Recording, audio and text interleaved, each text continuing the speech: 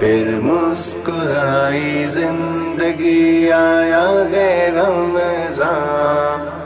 रब की नेमत है रमज़ान, रब की नेमत है रमज़ान, रब की नेमत है रमज़ान, रब की नेमत है रमज़ान। मुझे सुबह के बारे में जो चीज पसंद है वो है ताज़ा ठंडी हवा, पुरसकून खामोशी में परिंदों की चहचहाट। सुबह सवेरे कम्युनिटी में जॉगिंग एक कामयाब दिन के लिए जरूरी है। खूबसूरत सुबह का आगाज। क्या आपको पता है मुझे अपनी सुबह क्यों पसंद है? क्योंकि मैं ऐसी ही एक जगह उठती हूँ, अल जदीद गल्फ हिल्स, जहाँ आप बना सकते हैं अपने ख्वाबों की ताबीर। गल्फ हिल्स में पहले से मौजूद 24/7 security, 13 lush green parks, cycling track, jogging track और जरूरत जिंदगी की हर सहूलत। एक ऐसी जगह जहां जिंदगी आपको तलाश करती है। अल जदीद प्रॉपर्टीज, आपके बेहतर मुस्तकबिल का ज़ामिन। बिस्मिल्लाहिर्रहमानिर्रहीम। दी मेमन टीवी HD की खुसूसी रमज़ान ट्रांसमिशन नेमत है रमज़ान के साथ आपका मेज़बान अल्ताफ़ बयानी हाजिर खिदमत है। नाज़रीन कराम, इस ट्रांसमिशन में जिन करम फरमाओं ने हमें भरपूर ताउन हासिल रहा है और मुझे उम्मीद है कि ये पूरी रमज़ान मुबारक में हमारे साथ रहेगा।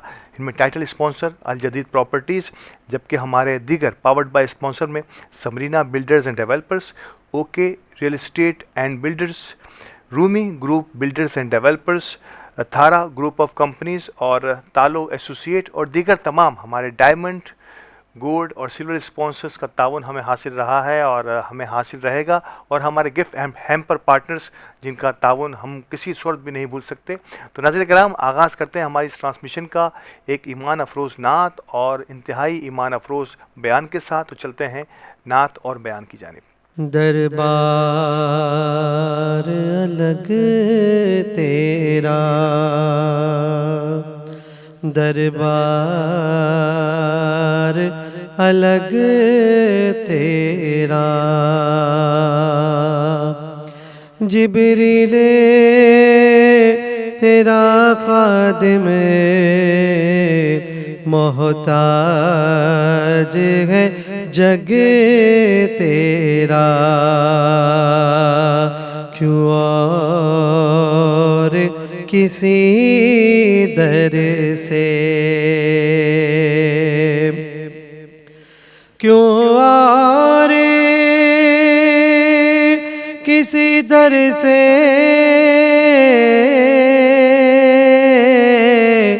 जो कुछ हमें मिलना मिलना है तेरे दर से, जो कुछ हमें मिलना मिलना है तेरे दर से। तो दरे नबी पर पड़ा रहूँगा, पड़े रहने से काम होगा। कभी तो किस्मत खुलेगी मेरी, कभी तो मेरा सलाम होगा। कभी तो किस्मत खुलेगी मेरी, कभी तो मेरा सलाम होगा। किए ही जाऊंगा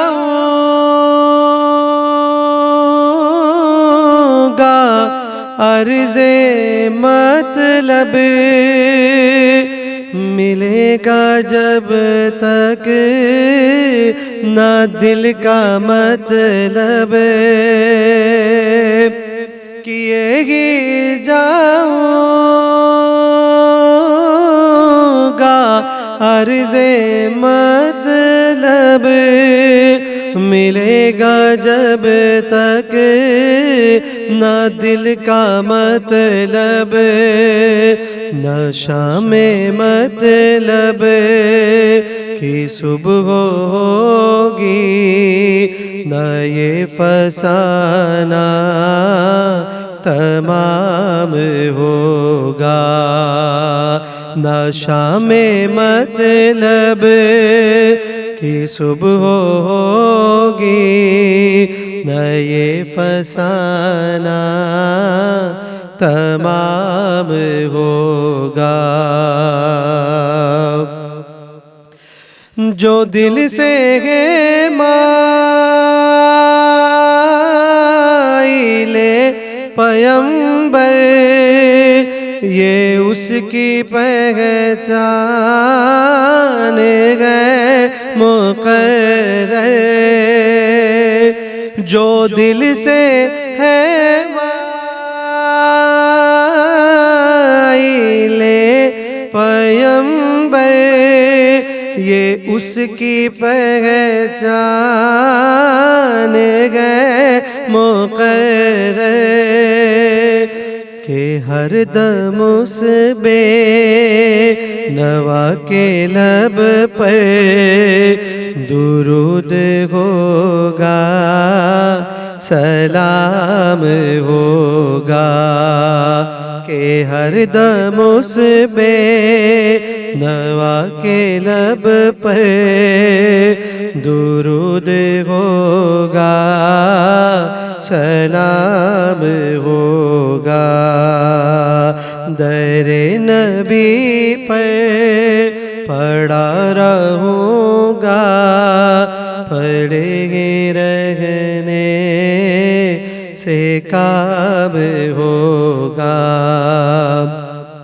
कभी तो किस्मत खुलेगी मेरी, कभी तो मेरा सलाम होगा। फिर मुस्कुराई जिंदगी, आया है रमज़ान। रब की नेमत है रमज़ान, रब की नेमत है रमज़ान, रब की नेमत है रमज़ान, रब की नेमत है रमज़ान। अल्लाहुम्मा सल्लि अला सय्यिदिना मौलाना मुहम्मदिन व अला आलि सय्यिदिना मौलाना मुहम्मदिन कमा तुहिब्बु व तर्दा इन तुसल्ली अलैहि सलातन व सलामन अलैका या रसूलल्लाह। इन्हीं रमज़ान जे महीने में हिड़ी सात जे अंदरि न्यावाई खे यादि ॾियाराए कि पंहिंजो जो पिछलो वाक़ियो ऐं ज़रूरु यादि हुनु किंजो पीर निचोड़ जो वो चोरी करी ने इंसाफ़ से कम गिनी बादशाह वटि वियो ने बादशाह जो इन साथ करी हुई उकड़ो करी हुई कि जॾहिं बादशाह के ये पूरो वाक़ियो बयान करी कि आउं चोरी को करने वे तो ख़बर पी कि चोरी इले करने वे कि मुंहिंजे घर में खींजो ना हुनो ने आउं इंसाफ़ जो वादो मुंहिंजे पीर से करे वे तो आउं इंसाफ़ जे बग़ैर चोरी ना करूँ, जितनी ज़रूरत हुई इतनी चोरी करूँ ने तुझे महल से करूँ, लेकिन तू असांजे सां इंसाफ़ नहीं करने तो इले कहीं ना एॾा से करे। बादशाह चयो कि हाँ आउं तोखे फ़ैसिलो ॾियां थो कि तू सही चोए कि तू इंसाफ़ से कम गिने न आउं इंसाफ़ से कम नहीं गिनी रही है, हिन के तुझे घर में की भी न मूंखे ख़बर न बादशाह या तो हाणे आउं तुझे लिए करे इन जो है रोज़ीना मुक़ररु करा थो ने एतिरो तुझे घर में रोज़ाना पुॼी वियो करणो कि तू न तुझे अहल अयाल जो आहिनि बुखा ना मरनि।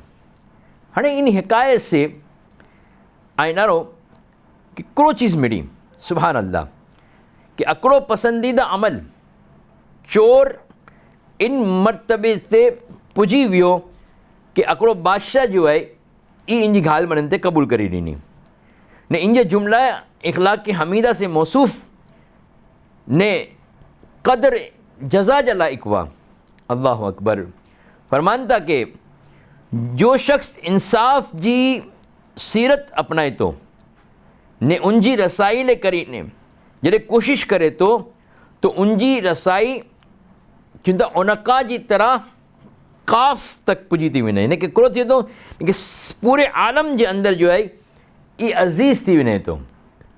नतीजो पाण अगरि सारा अमल करूं था, नमाज़ पढ़ूं था न, हिकिड़ो बंदो मस्जिद में अचे थो वञे थो न नमाज़ पढ़ ले कहीं तो बुरा लोग जो है ना इनकी इज्जत करन था ना ही मस्जिद से आवियो है ये अल्लाह जो मेहमान आए आइने खिलाफ कोई आवाज़ उपाड़ने में डर नूँ कुरले करीने ना ये रब जो मेहमान आए अणाई गड़ी जी बता रहा अकड़ो बंदो दुनियादार है ने अगर कोई बड़े ऑफिसर से मुलाकात करे तो ने कोई मिनिस्टर से मिले तो वज़ीर आज़म से मिले तो सदर से मिले तो हाँ वो इलाके जो लोग जो है ना इनसे या तो इनकी इज्जत बहुत सारे करना या इनके साथ कोई गलत कम करने से जो है ना ये पोते के बचाए ना चिक्कोरे ले करी ने यार इनकी रसाई जो है ना मथे तक आए वज़ीर आज़म तक सदर तक आए हाँ पाँगी करना तो ये पाँगे बवाल में विझी ॾिनो ने पछी लोग इनकी मिन्नत समाजत करना गया तो जी तो उड़ा तक रसाई है असांजो ई कम कराए असांजो ई कम कराए असांजो ई कम कराए तो याद रखो बदी से वड़ी ज़ात जो रब ताला जी है कि जिनने बंदे के पैदा करी है ने जो इंजे घर में विने तो नमाज़ू पढ़े तो इबादत करे तो इंजी इत्तिबा करे तो इस्तग़फ़ार करे तो ये बंदे जो ने रब जो ताल्लुक़ जो है ना ये वधे तो नथो वधे हाँ बाहर वालो जो है नमाज़ू नथो पढ़े मस्जिद में नथो अचे उनको चवंदो कि यार इंजी वटे विनो ये आई के रब से मिलाइनो अरे इंजी वटे विनो इनसे दुआ करायो ये रब जे करीब आए ये रब जो मुक़र्रब बंदो है ये अल्लाह जो वली है इनसे दुआ करायो तो आइनारो कितनी इज्जत वधी थी विने ने पछी कोई इनसे जो है ना इनके नुकसान पुजान से भी जो है ना पोते के महफूज रखूँ ना इनके नुकसान ना पुजायो ये अल्लाह जो बंदो है अल्लाह जी बात करे तो इनके आओ नुकसान पुजाने तो आओ नुकसान में पई विने हिना कि अल्लाह ताला मुझे से नाराज़ थी विने तो इनके नुकसान पुजाने चक्कर में जो है मुझे से नाराज़ थी विनूँ तो मुझी दुनिया ख़राब थी विनी याद रखो कितनी बड़ी नेमत है रमज़ान जो महीनो अजनारो मस्जिद भरेली होती हूँ हर तरफ खुशी जो है तो आम ॾींहं जे अंदर आई परेशान हाल होता लेकिन रमज़ान में हर परेशान हाल भी जो है ना ये खुशी जी लहर में दौड़ेलो हो तो ये ख़ुद सखावत करे तो मस्जिद के अंदर अचे तो फजर की नमाज ज़ोहर की नमाज असर की नमाज मगरिब की नमाज इशा की नमाज जमात से तरावी इन अलावा कुरान की तिलावत है सदक़ात खैरात है ज़कात है बदी इन महीने में निकाले तो लेकिन इन महीने में अल्लाह ताला इन दराजात जो है वधाई तो विझे कि अकड़े या डो या सिंते या 770,000 ये बदी काउंटिंग जो है ना वधी थी वञे तो पाण खे करो करियो खपे अल्लाह जो कुर्ब हासिल करो नमाज की पाबंदी करो नमाज के ना छड़ो नमाज मोमिन जी मेराज है नमाज दिलें जो चैन आए नमाज मेरी आँखों की ठंडक है हुजूर फरमाया कि नमाज मेरी आँखों की ठंडक है तो नमाज तो ये चीज़ है निपा नमाज के करो अज मस्जिद में अजान थे थी बहुत दूर थी वञूं था सुस्ती पांकेडा चढ़ी थी छो कलाक तेरे कलाक T20 world cup test match बदी नारन में न पंहिंजी टंगूं ॾुखनि थियूं न पंहिंजी अखियूं थकनि थियूं न पंहिंखे निंदर अचे थी न की अचे थी जॾहिं फौज जो टाइम थिए थो ओॾा अखियूं घेरणु शुरू थियनि थियूं जॾहिं ज़ोहर जो टाइम थिए थो पाण खेनू पीनू यादि अचे थो जॾहिं असर जो टाइम थिए थो पाण कमकाज यादि अचनि था जहिड़ो मगरिब जो टाइम अचे थो पाण घरे वञनि जल्दी होती कि घरे पुॼूं जहिड़ो इशा जो टाइम अचे थो थकावट पंहिंजे जो है पाण घेरीने जो आई रखी थी ॾिए पछी आख़िर में थिए थो करो कि पाण जॾहिं मरूं था तो लोग चवन था बेनमाजी जो जनाज़ो है इनकी के नमाज जनाजा पढ़नी हुई तो बेनमाजी है बद किरदार है तो ये चीज़ से बचल ले करीने बल्कि ये चीज़ से बचल ले करो बल्कि खालिसतन अल्लाह की रज़ा ले करीने नमाज़ पढ़नी है कुरान पढ़ना है ज़कात देनी है ये पैगाम जो पिछली ने अगली जो भी एपिसोड अचन थियूं इनमें ईच पैगाम आइन के मिलनो आख़िर में रिज़ल्ट ईच होनो कि अल्लाह जी इत्तिबा करो इस्तग़फ़ार जी कसरत करो रसूलुल्लाह जिन दीन के गिनी ने आवी आहिनि इन दीन जे उते हलो वरना आख़िर में थीनू करो ऐं जी औलाद आइन से नफ़रत करनी ऐं जी औलाद ऐं जी बाग़ी थी वञी ऐं जी औलाद ऐं जे नक्श कदम ते नहीं हले बल्कि ऐं जी औलाद जो आई ऐं के उपाय ने फेंकी ॾिनी रेस्ट हाउस के अंदर तो उन वक्त करो करना पछी ऐं जी वजह से ऐं जी औलाद जी तबाही थीनी अजनारी गिनो के इल्हादी कुवत जो है इंसान के झकड़ी विझी है हर तरफ जो है बंदो पूछे तो कि बस आऊँ मुझी मर्ज़ी पंहिंजी की मर्ज़ी न आहे पाण खे अल्लाह ताला इबादत लाइ कई न मोकिली आहे तो इबादत करनी है वमा ख़लक़तुल जिन्न वल इंसा इल्ला लियअबुदून कि अल्लाह ताला ने इंसान ने जिन्हें कि सिर्फ पोते जी इबादत लाइ पैदा करी है तो पंहिंजो कम आहे अल्लाह जी इबादत करो अल्लाह जी इत्तिबा करो न इन इबादत जे अंदरि जो आहे वॾी चीज़ आहे ख़ाली पढ़नि जी वार आहे सम्झनि जी वार आहे अल्लाह ताला अमल जी तौफ़ीक़ अता फ़रमाए व आख़िरु दावाना अनिल हम्दुलिल्लाहि रब्बिल आलमीन। फिर मुस्कुराई जिंदगी, आया है रमज़ान। रब की नेमत है रमज़ान, रब की नेमत है रमज़ान, रब की नेमत है रमज़ान, रब की नेमत है रमज़ान। मुझे सुबह के बारे में जो चीज पसंद है वो है ताज़ा ठंडी हवा, पुरसकून खामोशी में परिंदों की चहचहाट। सुबह सवेरे कम्युनिटी में जॉगिंग एक कामयाब दिन के लिए जरूरी है। खूबसूरत सुबह का आगाज। क्या आपको पता है मुझे अपनी सुबह क्यों पसंद है? क्योंकि मैं ऐसी ही एक जगह उठती हूँ, अल जदीद गल्फ हिल्स, जहां आप बना सकते हैं अपने ख्वाबों की ताबीर। गल्फ हिल्स में पहले से मौजूद 24/7 security, 13 lush green parks, cycling track, jogging track और जरूरत जिंदगी की हर सहूलत। एक ऐसी जगह जहां जिंदगी आपको तलाश करती है। अल जदीद प्रॉपर्टीज, आपके बेहतर मुस्तकबिल का ज़ामिन। يا من صليت بكل الأنبياء، يا من في قلبك رحمة للناس، يا من ألفت قلوبا بالإسلام، يا حبيبي يا شافعي يا رسول الله، بأمي وأبي فديتك سيدي، صلاة وسلام عليك يا نبي. حبيبي يا محمد، أتيت بالسلام والهدى محمد.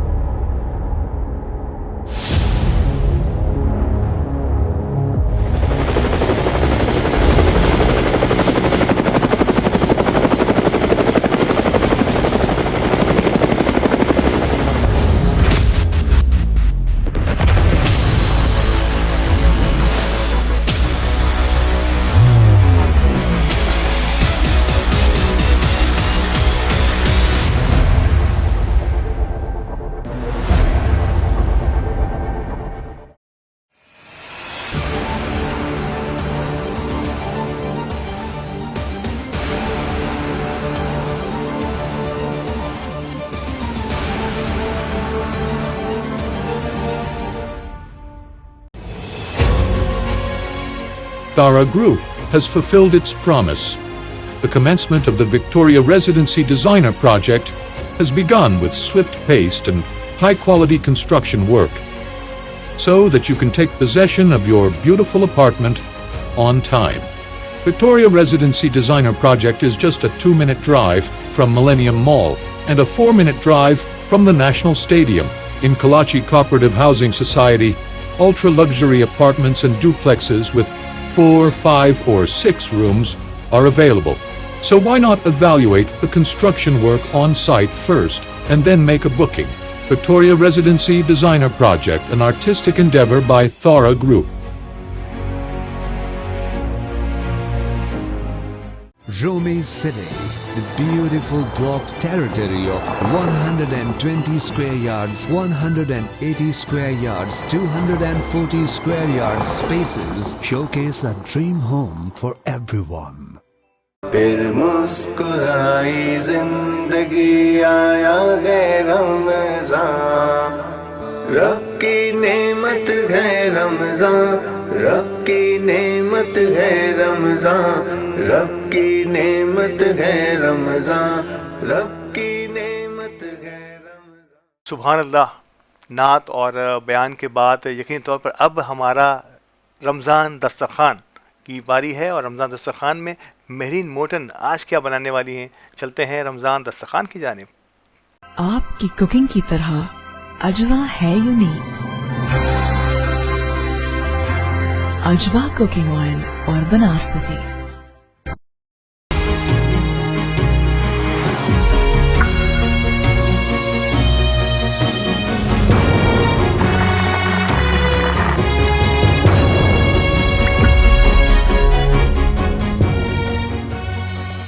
अस्सलाम वालेकुम। दी मेमन टीवी HD में मैं हूं आपकी होस्ट महरी मोटन। मेहमान दस्तरखान में आपका इस्तकबाल करते हैं। आज जो हमारे साथ हमारी होम शेफ़ मौजूद हैं वो है किचन बाइट से सोनिया इशफाक। तो चलिए हम उनकी तरफ चलते हैं और उनसे पूछते हैं कि आज वो हमको मज़े मज़े की कौन सी रेसिपी बताएंगे। अस्सलाम वालेकुम सोनिया। वालेकुम अस्सलाम। कैसी हैं आप? अल्हम्दुलिल्लाह, आप कैसे हैं? अल्हम्दुलिल्लाह। अब आप बताइए सोनिया कि आज आप हमें क्या बनाना सिखाएंगे? आज मैं ये सवैयों वाली मिठाई बनाना बताऊंगी कि रमज़ान में हम हर चीज़ तो खाते हैं, कस्टर्ड वगैरह खा खा के बहुत ज़्यादा हम थक जाते हैं, बहुत बाज़ मतलब बहुत। बिल्कुल। तो ये सवैयों वाली मिठाई मैं बनाऊंगी जिसमें मैं ये सवैयाँ, ये मक्खन है, ये कोकोनट है, ये बादाम है और इलायची और ये कंडेंस मिल्क से बनेगा ये। ठीक हो गया। ये तो मुझे देखकर ही कुछ लग रहा है कि कुछ अलग सी और यूनिक सी चीज़ बनने वाली है। तो चलें फिर आप स्टार्ट कीजिए। ये ऑन कर लीजिए। अच्छा, चूल्हे को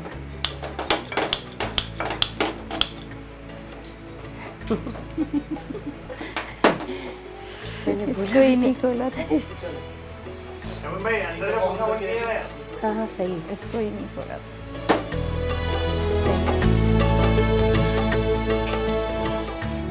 इसको खोल दो। खोल।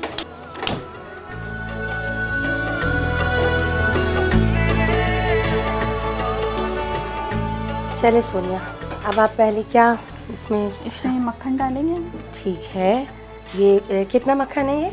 ये 2 आउंस मक्खन है। 2 आउंस मक्खन है। ठीक हो गया। ये मक्खन चला गया, इसमें मक्खन थोड़ा सा मेल्ट हो जाए, इसके बाद हम इसमें सवैयाँ डालेंगे। ठीक हो गया।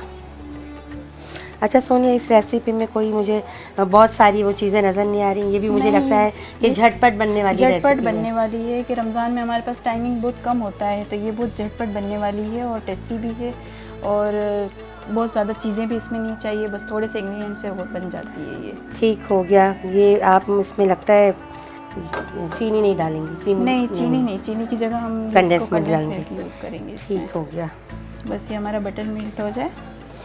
और मुझे ऐसा लग रहा है कि इसको देखकर मुझे ऐसा लग रहा है ये कुछ ऐसी मिठाई रेडी होने वाली है मुझे, और बच्चे लगता है इसको बड़े शौक से खाएंगे। हाँ, सबको बहुत पसंद होती है। अच्छा, मोस्टली सोनिया हमारे घरों में आजकल सवैयाँ बनाने का रिवाज कम हो गया है ना। हाँ। अब लोगों के घर में सवैयाँ नहीं बनती हैं। सवैयाँ नहीं बनती हैं। तो अब जो है आपने जो ये रेसिपी आप हमारे साथ शेयर कर रही हैं, जी बिल्कुल, तो लगता है कि बहुत अच्छी कोई चीज़ तो सामने आने वाली है। वो सवैयाँ तो हम गरम करके दोबारा हमें खानी पड़ती थी। सही है। ये है ना, ये तो हम पीस बनाकर हम एक कंटेनर में भर के हम रख सकते हैं। अच्छा, फ्रिज में रख सकते हैं? फ्रिज में बाहर भी हम रख सकते हैं, फिर वैसे भी हम खा सकते हैं बाद में। ओके, ठीक ठीक ठीक। जी नाजरीन, ये सोनिया की जो है ये सवैये वाली कोई मिठाई जो बना रही है, मक्खन जो है मेल्ट होने में थोड़ा सा टाइम लग रहा है मगर हो जाएगा। ये सोनिया आप इसको थोड़ा सा ये कर लें। हाँ, निकाल लें। ओके, अब छोड़ दीजिए थोड़ी देर।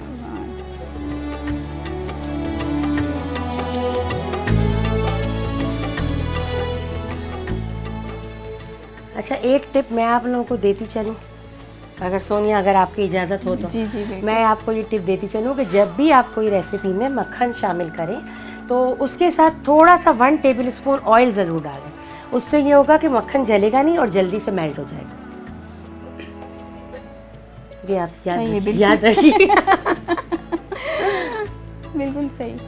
हाँ, उससे मक्खन जलता नहीं है और मेल्ट फ़ौरन हो जाता है ऑयल डालने से। ये मक्खन तो लगता है बड़ा कोई देसी किस्म का लग रहा है मक्खन, जो मेल्ट ही नहीं हो रहा है। बस अब हम इसमें सवैयाँ डालेंगे, इसको भूनेंगे, ये बहुत जल्दी बन जाएगा। ठीक हो गया। बस अब तो हो गया मेल्ट।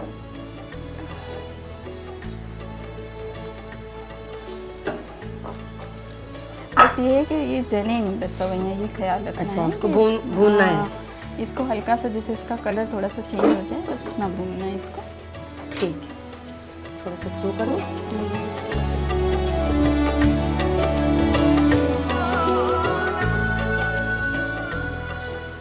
इसकी आपको ज़रूरत नहीं, इसे हटा दो। ठीक। हाँ, इसको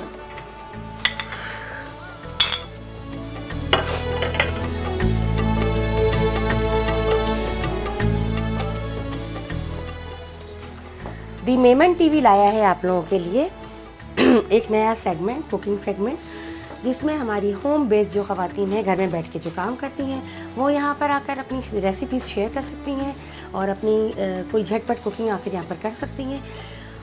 इस सेगमेंट को ज्वाइन करने के लिए आप लोग को मुझसे रब्ता करना पड़ेगा। महरीन मोटन के नंबर पे आप जाइए 03352395 और मुझसे कांटेक्ट कीजिए। ये देखो ये भुनना शुरू हो गया, इसका कलर भी चेंज हो रहा है ना।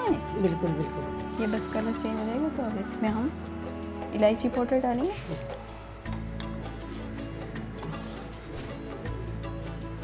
ये क्रिस्पी बनेंगी थोड़ा सा, अच्छा, लेकिन ये क्रिस्पी, इसका टेस्ट क्रिस्पी से बहुत अच्छा आएगा।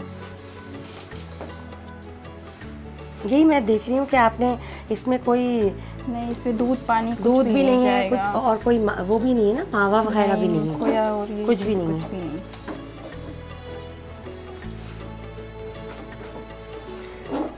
अच्छा, जो कंडेंस मिल्क जो है वो हमारी एक चीनी की कमी को भी इसमें पूरा कर देगा और खोए की कमी को भी पूरा कर देगा। जैसे कि एक तरह से ये मिठाई का एक वो है ना इंग्रेडिएंट, जैसे हम मिठाई के में हाँ खोया यूज़ करते हैं, उसकी जगह हम ये यूज़ कर रहे हैं। ठीक कर सकते हैं।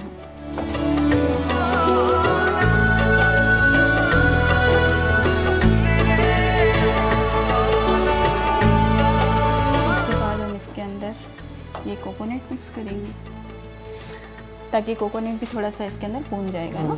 ठीक है,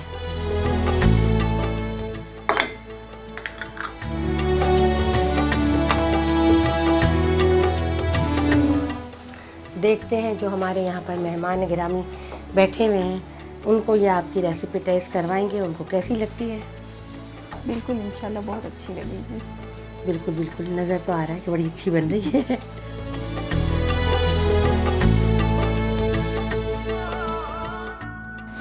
अच्छा, जब से जो है टर्किश जो डिशेस हमारे पाकिस्तान में बहुत ज़्यादा लोग बनाने लगे और खाने भी लगे, तो थोड़ा सा सवैयों का इस्तेमाल दोबारा से स्टार्ट हो गया है। वरना इससे पहले तो वही हम जो सवैयाँ, भुनी हुई सवैयाँ खा ली या दूध सवैयाँ खा ली, यही हमें नज़र आता था। तो वो सवैयाँ बच्चे और ये लोग नहीं खाते। नहीं खाते। बड़े तो फिर भी खा लेते हैं कि मीठी सवैयाँ, जैसे कि हम मेमनों के घरों में तो ज़्यादा बनती हैं। बिल्कुल, मीठी सवैयाँ।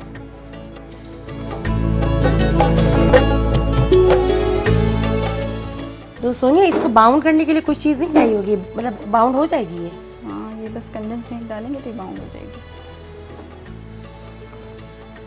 बस ये मुसलसल चम्मच चलाते रहना है ताकि ये बस जले नहीं, लगे नहीं, काली ना हो।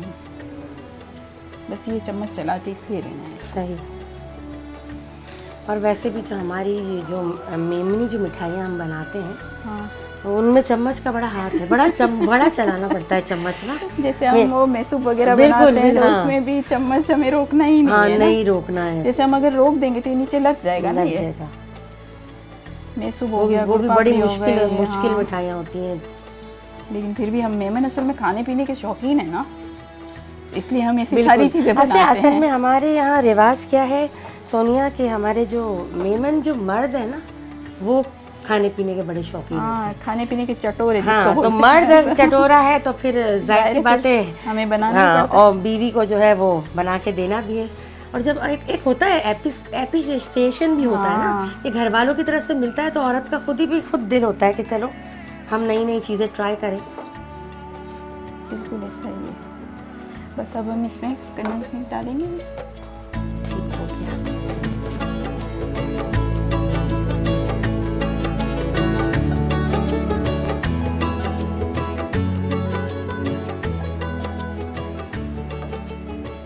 आँच सही है और धीमी कर दूँ?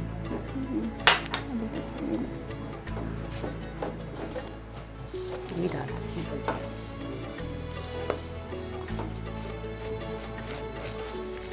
इसमें थोड़ा सा और कंडेंस मिल्क चाहिए।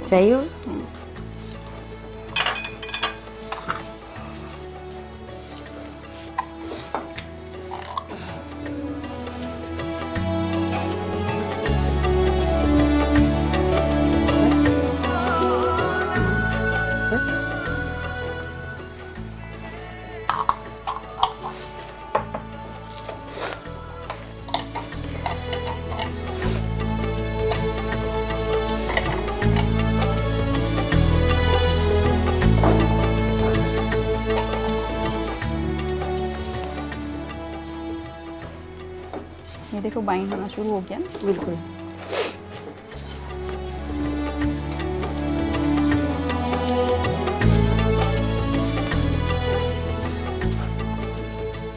हाँ ठीक है। ठीक है, बस अब इसको हम ट्रे में डाल के सेट कर लेंगे। ट्रे को हमने ग्रीस करके रखा हुआ है। बादाम ऊपर से डालेंगे? हाँ, बादाम ऊपर से डालेंगे।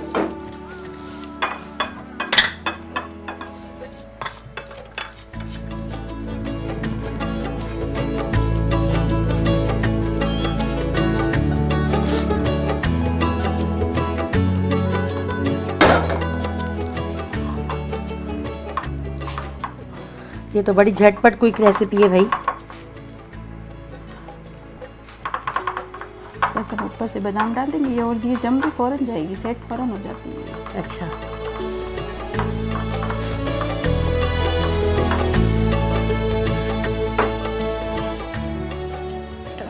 फिर वो हमारी मर्ज़ी है, इसके ऊपर कोई भी नट्स डालें, कुछ भी डालें, वो हमारे ऊपर सही डिपेंड करता है। गार्निशिंग हम किसी से भी कर सकते हैं। हाँ, किसी से भी कर सकते हैं। सारे डाल ही देते हैं। वो तो जितना हम मेवा डालेंगे उतना अच्छा होगा। गुड़ डालेंगे मीठा होगा। हाँ।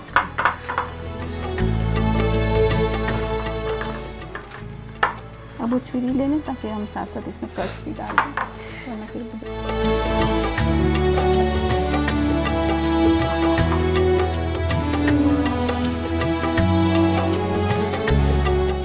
अच्छा, ये कट्स अभी लगाने पड़ेंगे? हाँ, इसलिए देखो ये जमना शुरू हो गया ना, सेट होना शुरू हो गया। अच्छा, ये थोड़ा सा और जब ठंडा हो जाएगा तो ये थोड़ी क्रिस्पी होगी? हाँ, बिल्कुल क्रिस्पी होगा और इसके पीस भी निकलेंगे। आवाज़ से अभी पता चल रहा है।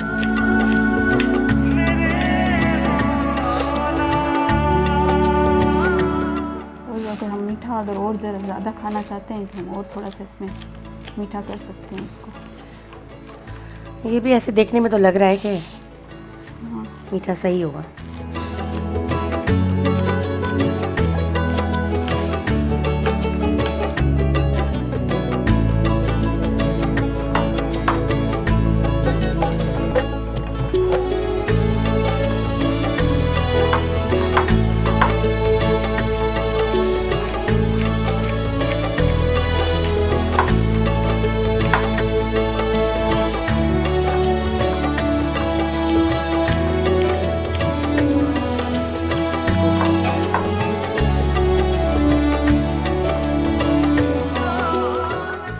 कट भी बड़े ध्यान से लगाने। हाँ, ताकि है ना? ना जाए।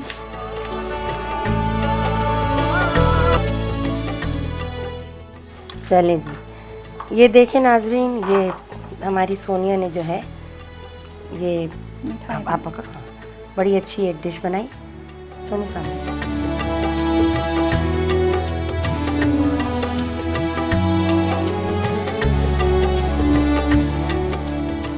देखने में सोनिया बड़ी लजीज लग रही है ये, और खाने में भी बिल्कुल, खाने में भी बहुत अच्छी ही होगी। अच्छा सोनिया, अब हम चलते हैं हमारी दूसरी रेसिपी की तरफ। जी बिल्कुल। ठीक है, तो आप इसको शिफ्ट कर, नहीं उसको वहाँ शिफ्ट कर, हाँ इसको यहाँ। ओके, अब आप दूसरी रेसिपी भी अपनी बता दीजिए क्या है। ये स्मोकी कॉर्न है। ओके, ठीक हो और गया। ये कि यहाँ पर थोड़ा सा टाइम की कमी की वजह से ये जैसे फिलिंग करके मैं लेकर आई हूँ। सही। कि इसके अंदर चीज़ और चिकन की फिलिंग है। ओके। और ये घर के अंदर ही इसके पोड़ बनते हैं और अच्छा। इसमें स्मोक दिया जाता है जिसकी वजह से स्मोकी कॉर्न का। अच्छा, ये मांडे आपने घर में ही बनाया? जी। Okay okay. अब इसमें हम अजवा कुकिंग ऑयल डालेंगे। ओके। ताकि ये कि हम अजवा में फ्राई करेंगे इसको। ठीक ठीक ठीक।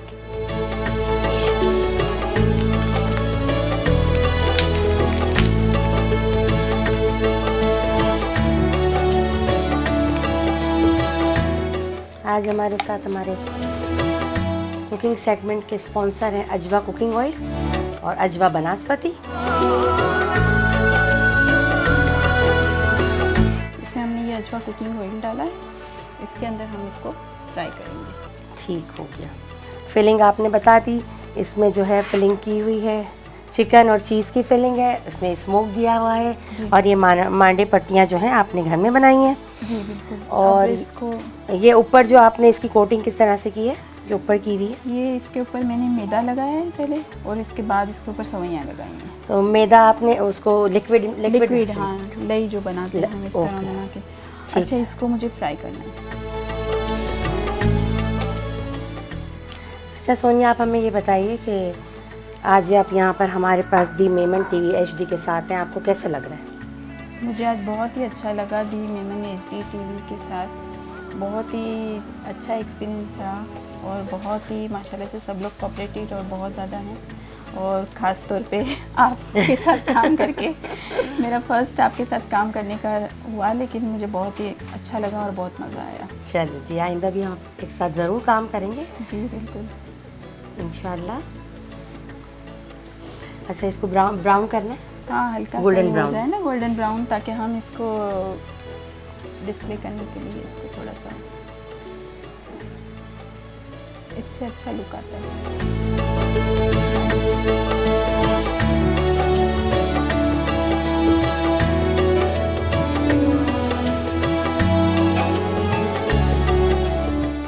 थोड़ा सा क्रिस्प हो जाए ना कड़क, तो बस हम निकाल देंगे इसको। तो थोड़ा इसका कलर भी चेंज हो जाए। माशाल्लाह भी फ्राई की हुई अच्छी लगती हैं पट्टियाँ। और हाँ, और ये आपकी माशाल्लाह ये जो कोन है वो देखने में भी इतनी खूबसूरत लग रही है। आप टेस्ट करके भी बताना। बहुत खूबसूरत, देखने में बहुत माशाल्लाह से। आप तो वैसे भी मुझसे ज़्यादा कहीं ना एक्सपीरियंस है आपको, तो आप टेस्ट करके भी ज़रूर बताना। ज़रूर ज़रूर। मगर अभी तो आपकी कोई चीज़ टेस्ट हो नहीं सकती क्योंकि हम रोज़े में हैं। हाँ, नहीं इंशाल्लाह इफ्तार के बाद, इफ्तार में।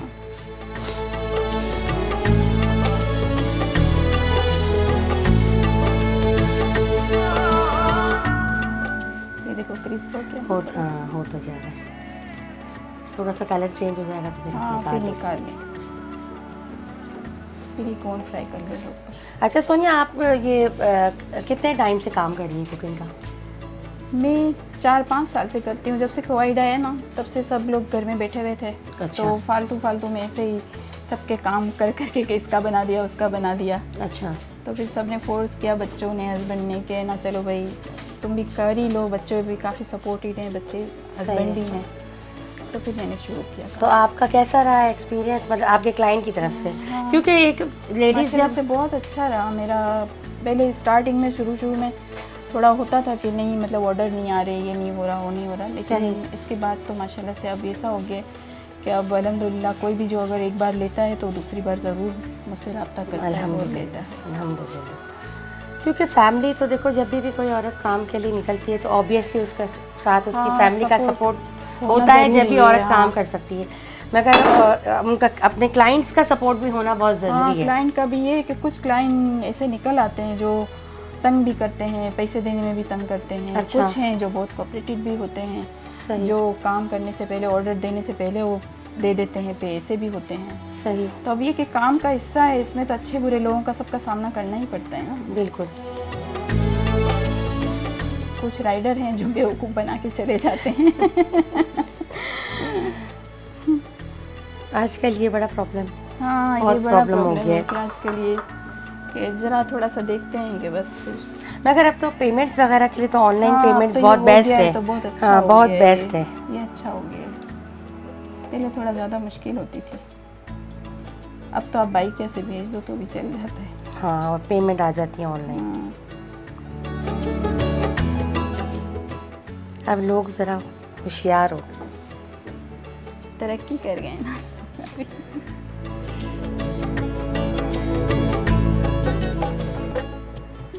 और ये मेमन एचडी वालों ने भी हमारे लोगों के लिए प्लेटफॉर्म ये अच्छा बनाया है कि जिसकी वजह से ये कि हम लोगों को भी अपने काम को दिखाने का मौका मिला है। बिल्कुल बिल्कुल। तो ये भी बहुत इन्होंने अच्छा काम किया है। और इस तरह के प्रोग्राम ना, इस तरह के सेगमेंट्स होने चाहिए। बिल्कुल। तो इंशाअल्लाह ताला एक बार फिर आपको दोबारा हम तकलीफ देंगे। जी बिल्कुल, इंशाअल्लाह। अब हम ये डाल देंगे, ठीक है। हमारा ऑयल तो वैसे ही गर्म है ऑलरेडी। ठीक है। इसको हम हल्की आंच पे क्रिस्प करेंगे, इतना कि बस ये थोड़ा सा कलर चेंज हो जाए। बहुत ज़्यादा एकदम से लाल नहीं करना हमें इसको। बाहर तो खोलनी है, एक में ही आ जाएंगे ना सब? आ जाएंगे, आ जाएंगे, आ जाएंगे।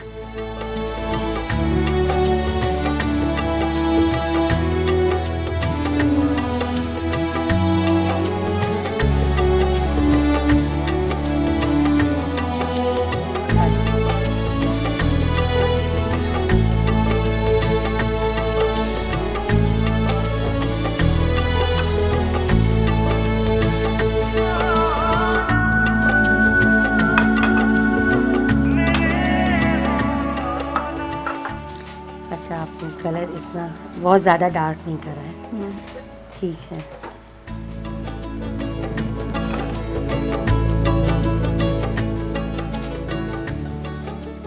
इसकी ज़रूरत है आपको? नहीं,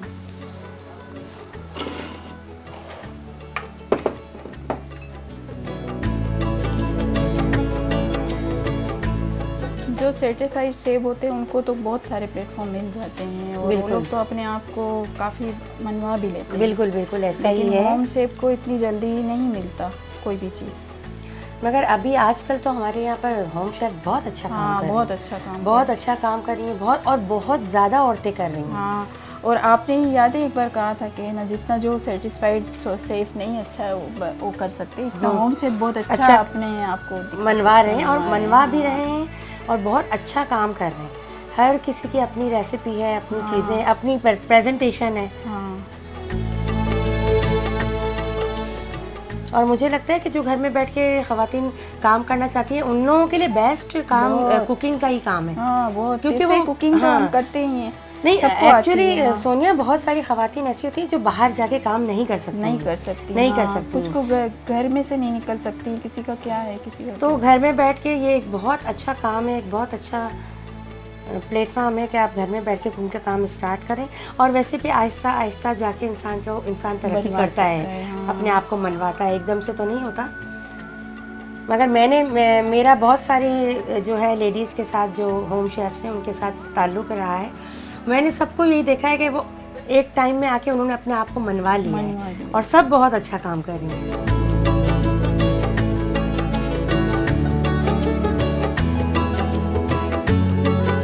अब इसको हम एकदम से बहुत ज़्यादा फुल लाल नहीं करेंगे, बस ये थोड़ा सा क्रिस्प हो जाए तो हम इसको निकाल लेंगे। अच्छा, अंदर में चिकन तो वैसे भी पकी हुई है, ठीक ठीक, सिर्फ चीज़ अंदर में है वो मेल्ट हो जाए, ताकि ये बहुत लाल होने से फिर सवैयों का और कॉर्न का कलर एक साथ डार्क हो जाएगा तो कॉर्न की वो फीलिंग नहीं आएगी, ठीक है, वो लुक नहीं आएगा उसका।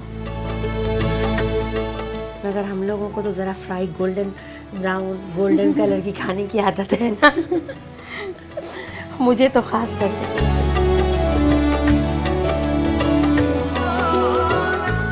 माशाल्लाह आपका वैसे देखने में भी बड़ी अच्छी लग रही थी। अब तो वो जो फ्राई हो रही है ना तो एक अच्छा सा कलर जो एक शाइनिंग सी इसके ऊपर आ रही है। आज जो हमारे मेहमान हमारे साथ हैं वो ज़रूर इसको टेस्ट करेंगे और खुश होंगे।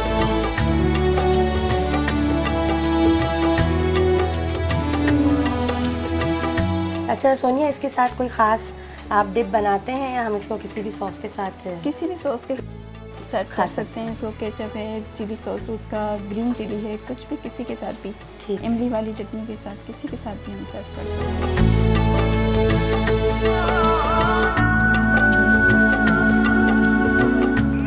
ये कि कोई भी चीज़ हम फ्राई करते वक्त अगर मुसलसल अगर चमचा नहीं चलाते या स्लो चूल्हे पे नहीं करते तो क्रिस्प नहीं रहते, बिल्कुल वो आगे जाके नरम थोड़ी देर आधा घंटा रहते हैं तो नरम हो जाते हैं। तो ये है कि फ्राई करते वक्त हम थोड़ा इसको चमचा चलाते रहेंगे। और अच्छा सोनिया, आप इतने खाने बनाती हैं तो आपकी जो खानों में आपकी कौन सी कोई स्पेशलिटीज़ कोई होगी ना? क्या चीज़? मेरी ज़्यादा तो मेमनी मिठाई तो मेरी बहुत ज़्यादा है मिठाई कि गुड़ पापड़ी और ये सब तो बहुत ज़्यादा है रमज़ान में फ्रीज़ों, और वैसे अचार, चटनियाँ, मुरब्बे ये सब बनाती हूँ। ठीक ठीक ठीक। मैं सीज़न वाइज काम करती हूँ, रोज़ डेली बेसिस पे नहीं करती। अच्छा, सीज़न वाइज करती हूँ कि जिस चीज़ का सीज़न होता है। अच्छा, वो डेली बेसिस पे जो टिफिन खाने वगैरह जा रहे होते हैं वो नहीं करती हूँ।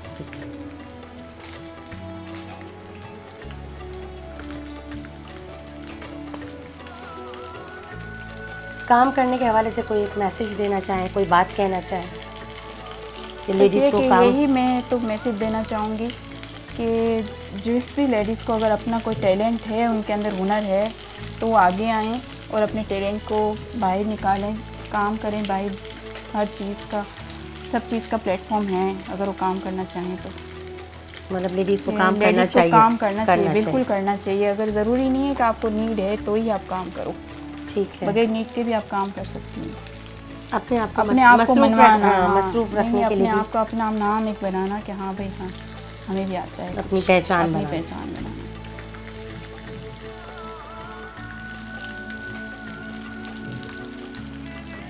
बस ये हो गया है मेरे ख्याल से। तो ये देखो और लाल करना है इसको, मेरे ख्याल से तो आप हाँ निकाल है ना, इसको बंद कर दें, चूल्हा बंद कर दें, क्योंकि फिर वो आप कह रहे हो ना कि कलर का जो है प्रॉब्लम होगा।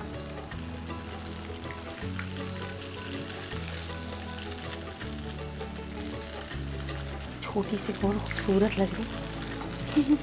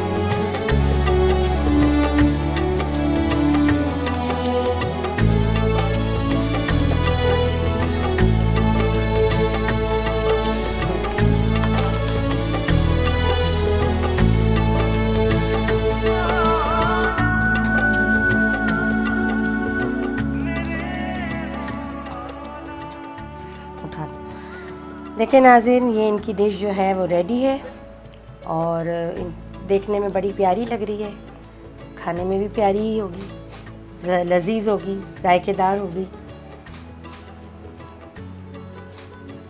इफ्तारी में आप टेस्ट करके बताना। ज़रूर ज़रूर।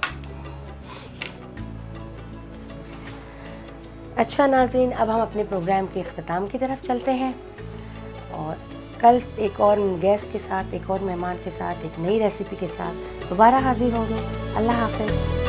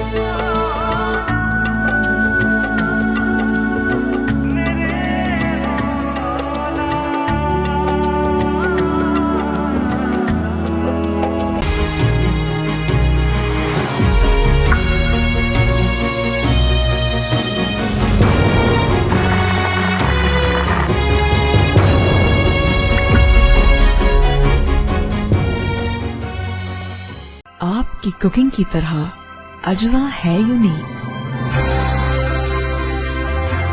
अजवा कुकिंग ऑयल और बनस्पति। फिर मुस्कुराई जिंदगी, आया है रमज़ान, रब की नेमत है रमज़ान, रब की नेमत है रमज़ान, रब की नेमत है रमज़ान, रब की नेमत है रमज़ान। मुझे सुबह के बारे में जो चीज पसंद है वो है ताज़ा ठंडी हवा, पुरसकून खामोशी में परिंदों की चहचहाट। सुबह सवेरे कम्युनिटी में जॉगिंग एक कामयाब दिन के लिए जरूरी है। खूबसूरत सुबह का आगाज। क्या आपको पता है मुझे अपनी सुबह क्यों पसंद है? क्योंकि मैं ऐसी ही एक जगह उठती हूँ, अल जदीद गल्फ हिल्स। जहां आप बना सकते हैं अपने ख्वाबों की ताबीर। गल्फ हिल्स में पहले से मौजूद 24/7 security, 13 lush green parks, cycling track, jogging track और जरूरत जिंदगी की हर सहूलत। एक ऐसी जगह जहां जिंदगी आपको तलाश करती है। अल जदीद प्रॉपर्टीज, आपके बेहतर मुस्तकबिल का ज़ामिन।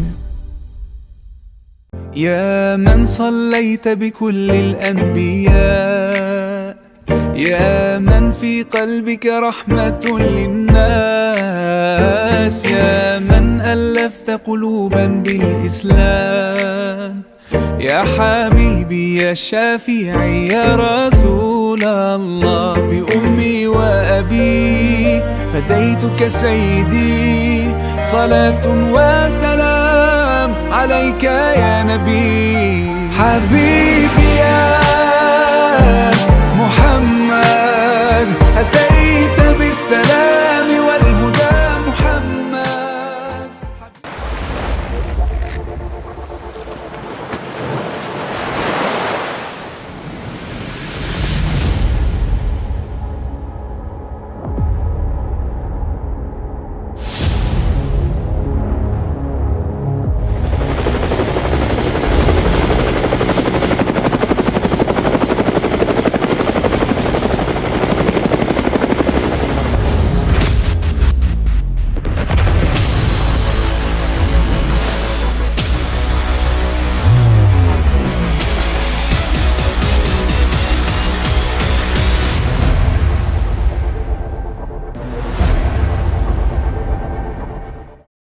Rumi Icon, a new wave of living at Main Jannah Avenue.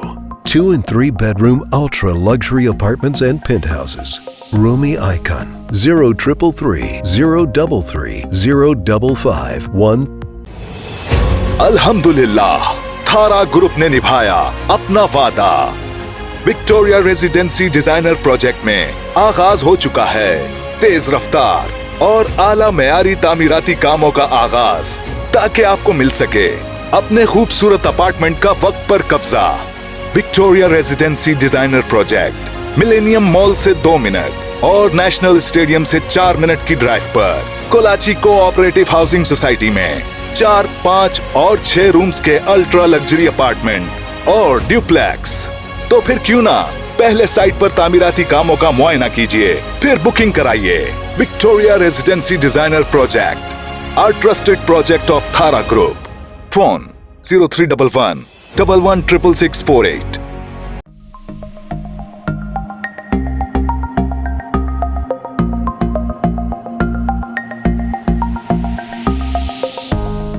रब के मेहमान, तुझसे बख्शिश का है सामान। माहे रमजान, रमजान आया, रमजान आया, रमजान आया, रमजान आया, रमजान आया, रमजान आया। सुकून पाया है बेकसी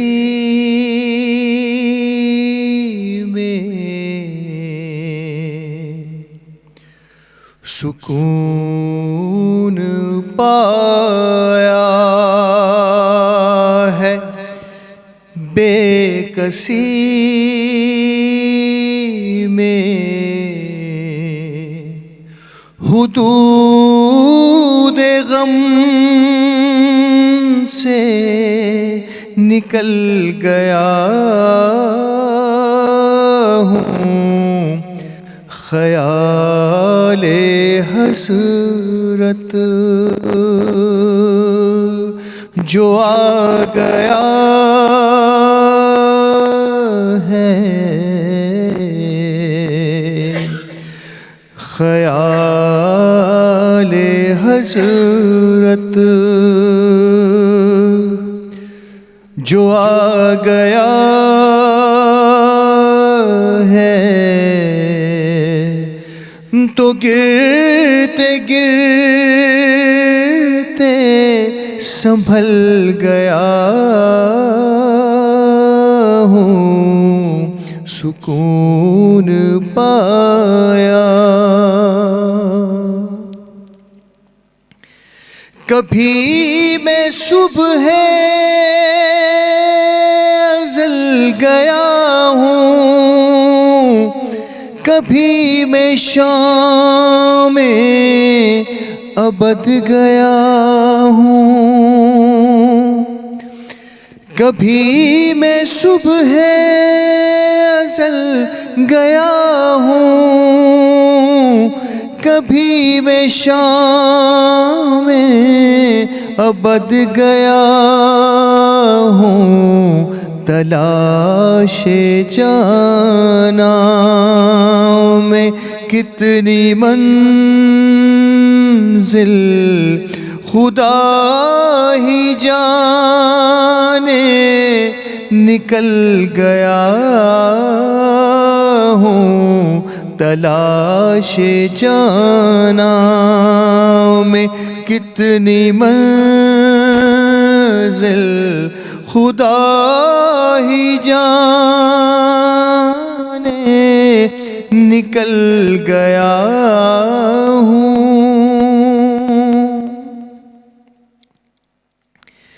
मेरे जनाजे पे रोने वालों, फरेब में हो बगौर देखो। मेरे जनाजे पे रोने वालों, फरेब में हो बगौर देखो। मरा नहीं हूँ गमे नबी में, लिबास हस्ती बदल गया हूँ। मरा नहीं हूँ गमे नबी में, लिबास हस्ती बदल गया हूँ। हरम की तपती हुई ज़मीं पर जिगर बिछाने की आरज़ू है। हरम की तपती हुई ज़मीं पर जिगर बिछाने की आरज़ू थी। बहारे खुल्दे बरी मिली तो बचा के दामन निकल गया हूँ। बहारे खुल्दे बरी मिली तो बचा के दामन निकल गया हूँ। सुकून पाया है बेकसी में, हुदूद गम से निकल गया हूँ।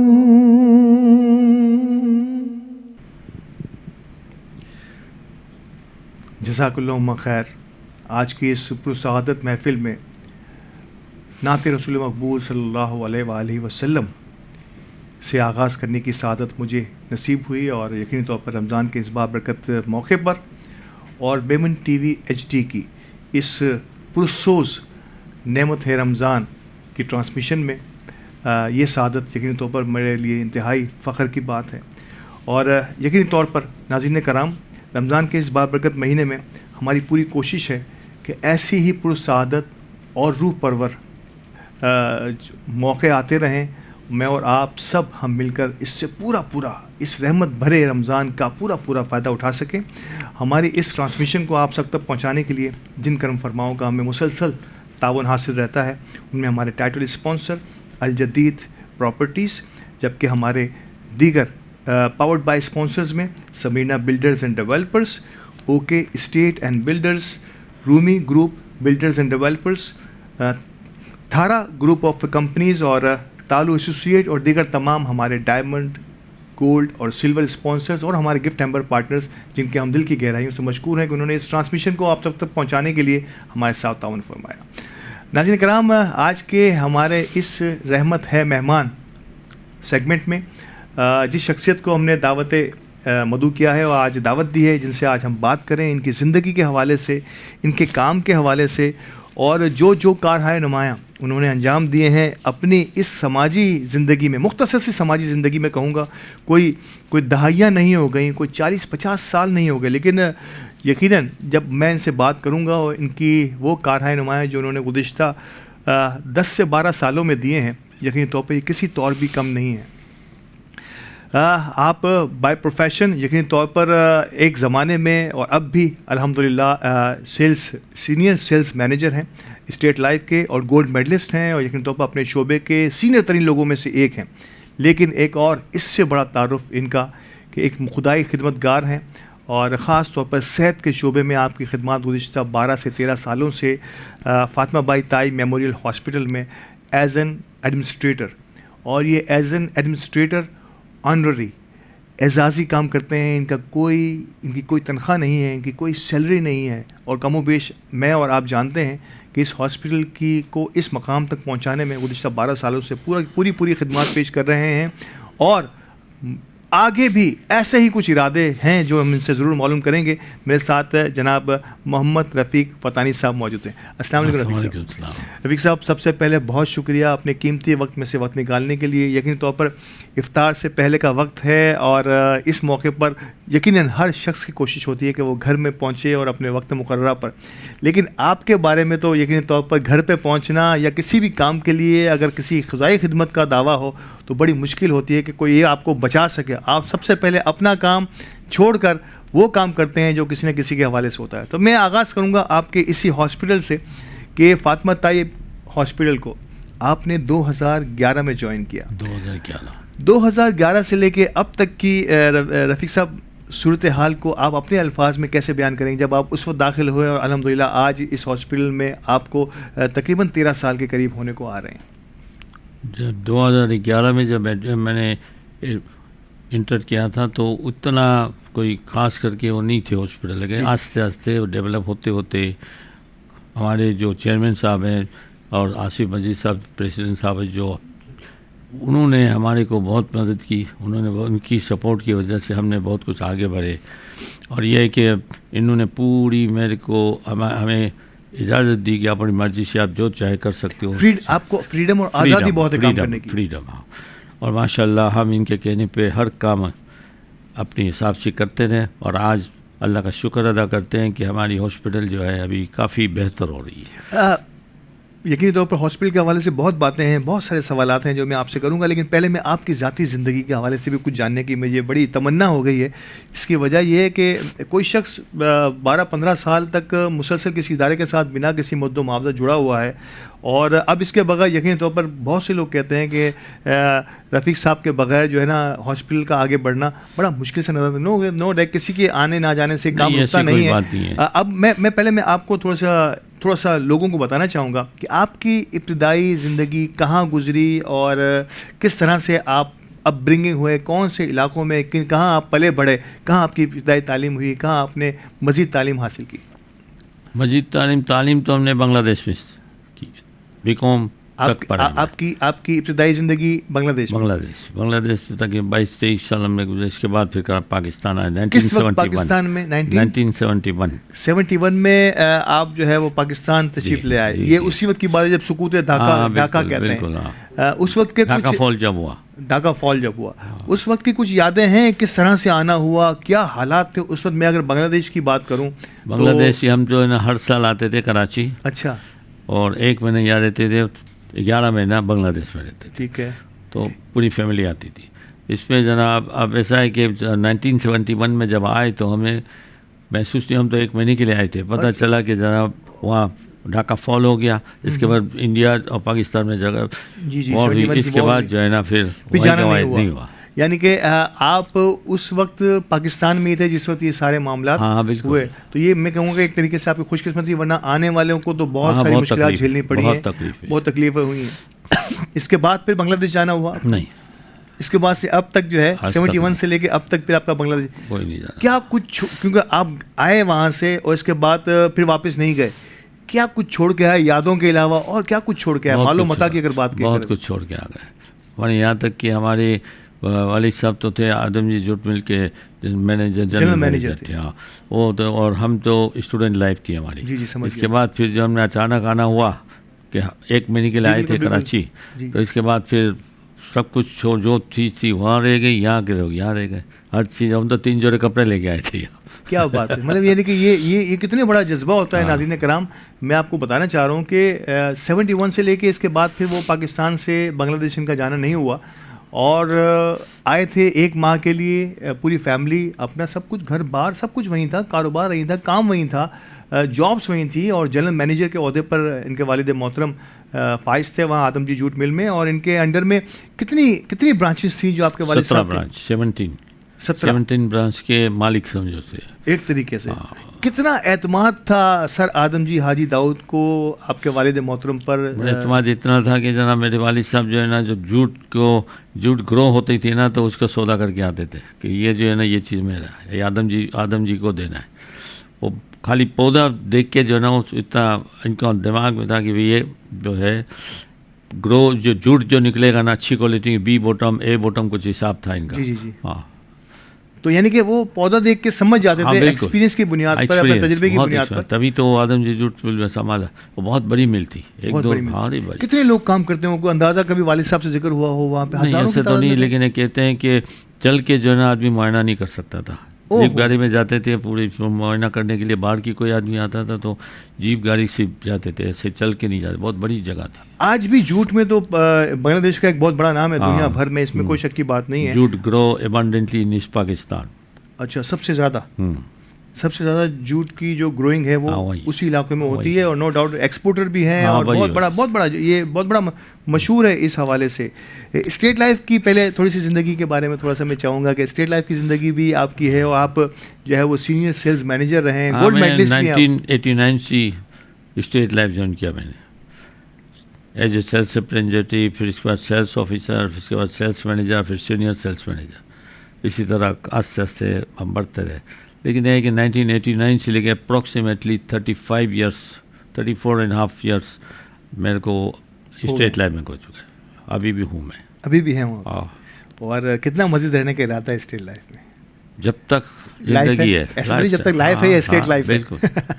जब तक लाइफ है या स्टेट लाइफ है, आप जो आपका स्टेट लाइफ से रब्ता इसी तरह से रहेंगे। वालिदैन का एहतराम हम सब समझते हैं, और यकीन तौर पर आप ने जिस अंदाज में, आपका बहन भाइयों में कौन सा नंबर? सेकंड। तो बड़ा एतमाद होगा वालिद साहब के आपके दरमियान। अच्छा, उस ज़माने में मैं एक बात और पूछना चाहूँगा, ये मैं 70s की बात कर रहा हूँ, यकीन तौर पर आप 20-22 साल के थे। माँ बाप का जो रिश्ता है आजकल बड़ा दोस्ताना सा हो गया है। आज के माहौल में जो है बच्चे माँ बाप से बड़े फ्रैंक हुआ करते हैं। क्या उस ज़माने के बच्चे भी माँ बाप से उतने ही फ्रैंक हुआ करते थे? बिल्कुल नहीं, बिल्कुल डर खौफ बहुत होता था, उनसे सामने बैठ के बात नहीं कर सकते थे। हाँ, बड़ा मुश्किल होता था उनसे बात करना। तो अपने तालीमी करियर के हवाले से यकीन तौर पर आपने वहाँ से ग्रेजुएशन किया था उस वक्त, तो पढ़ने में जो है वो रफ़ीक फ़तानी साहब जो है वो एक अच्छे स्टूडेंट थे, एवरेज स्टूडेंट थे, या बिलो एवरेज? मेरी तरह ठीक थे। हमने बीकॉम तक पढ़ा, हमने फिर यहाँ करा, पाकिस्तान आ गए। इसके बाद पाकिस्तान आ गए। पाकिस्तान में आके फिर आपने प्रोफेशनली अभी हमने अप्रॉक्सीमेटली समझिए कि तकरीबन 5-7 साल जो है ना मैंने एम्ब्रॉयडरी का काम कराया। अच्छा, मेरे पास मशीन थी। गुड।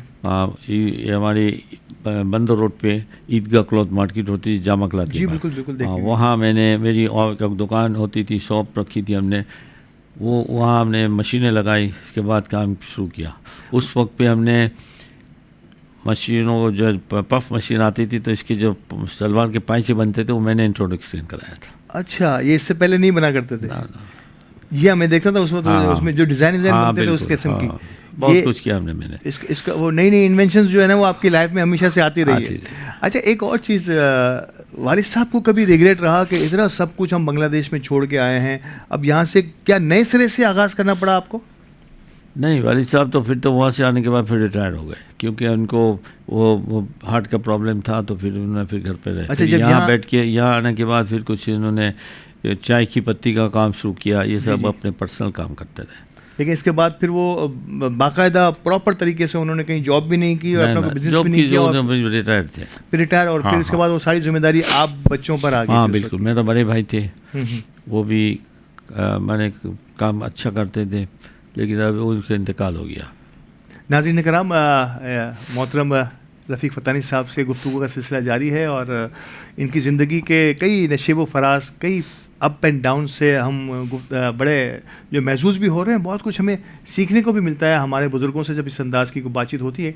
इनकी फ़ातिमा बाई ताई मेमोरियल हॉस्पिटल के हवाले से जितनी खिदमात हैं उस पर भी ज़रूर बात करेंगे, और आप हमारे साथ होंगे तो इस बात करने का और भी लुत्फ़ दोबाला होगा। हमारे साथ रहिएगा, वो वक़्फ़े के बाद दोबारा हाजिर होते हैं। रब के मेहमान तुझसे बख्शिश का है सामान, माहे रमज़ान रमज़ान आया, रमज़ान आया, रमज़ान आया, रमज़ान आया, रमज़ान आया, रमज़ान आया।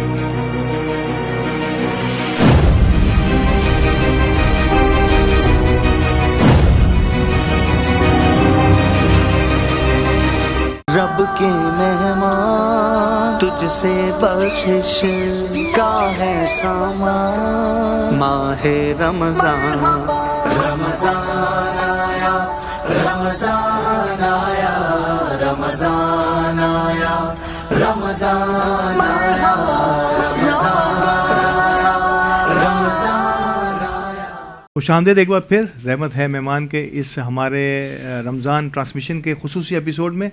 और आज मैंने वक्फे से पहले आपको बताया, और वक्फे से पहले हमारी बड़ी ही ईमान अफरोज़ और दिलचस्प गुफ्तगू जारी थी हमारे मेहमान मोहम्मद रफ़ीक फ़तानी साहब से, जो एडमिनिस्ट्रेटर हैं फ़ातिमा ताई मेमोरियल हॉस्पिटल के।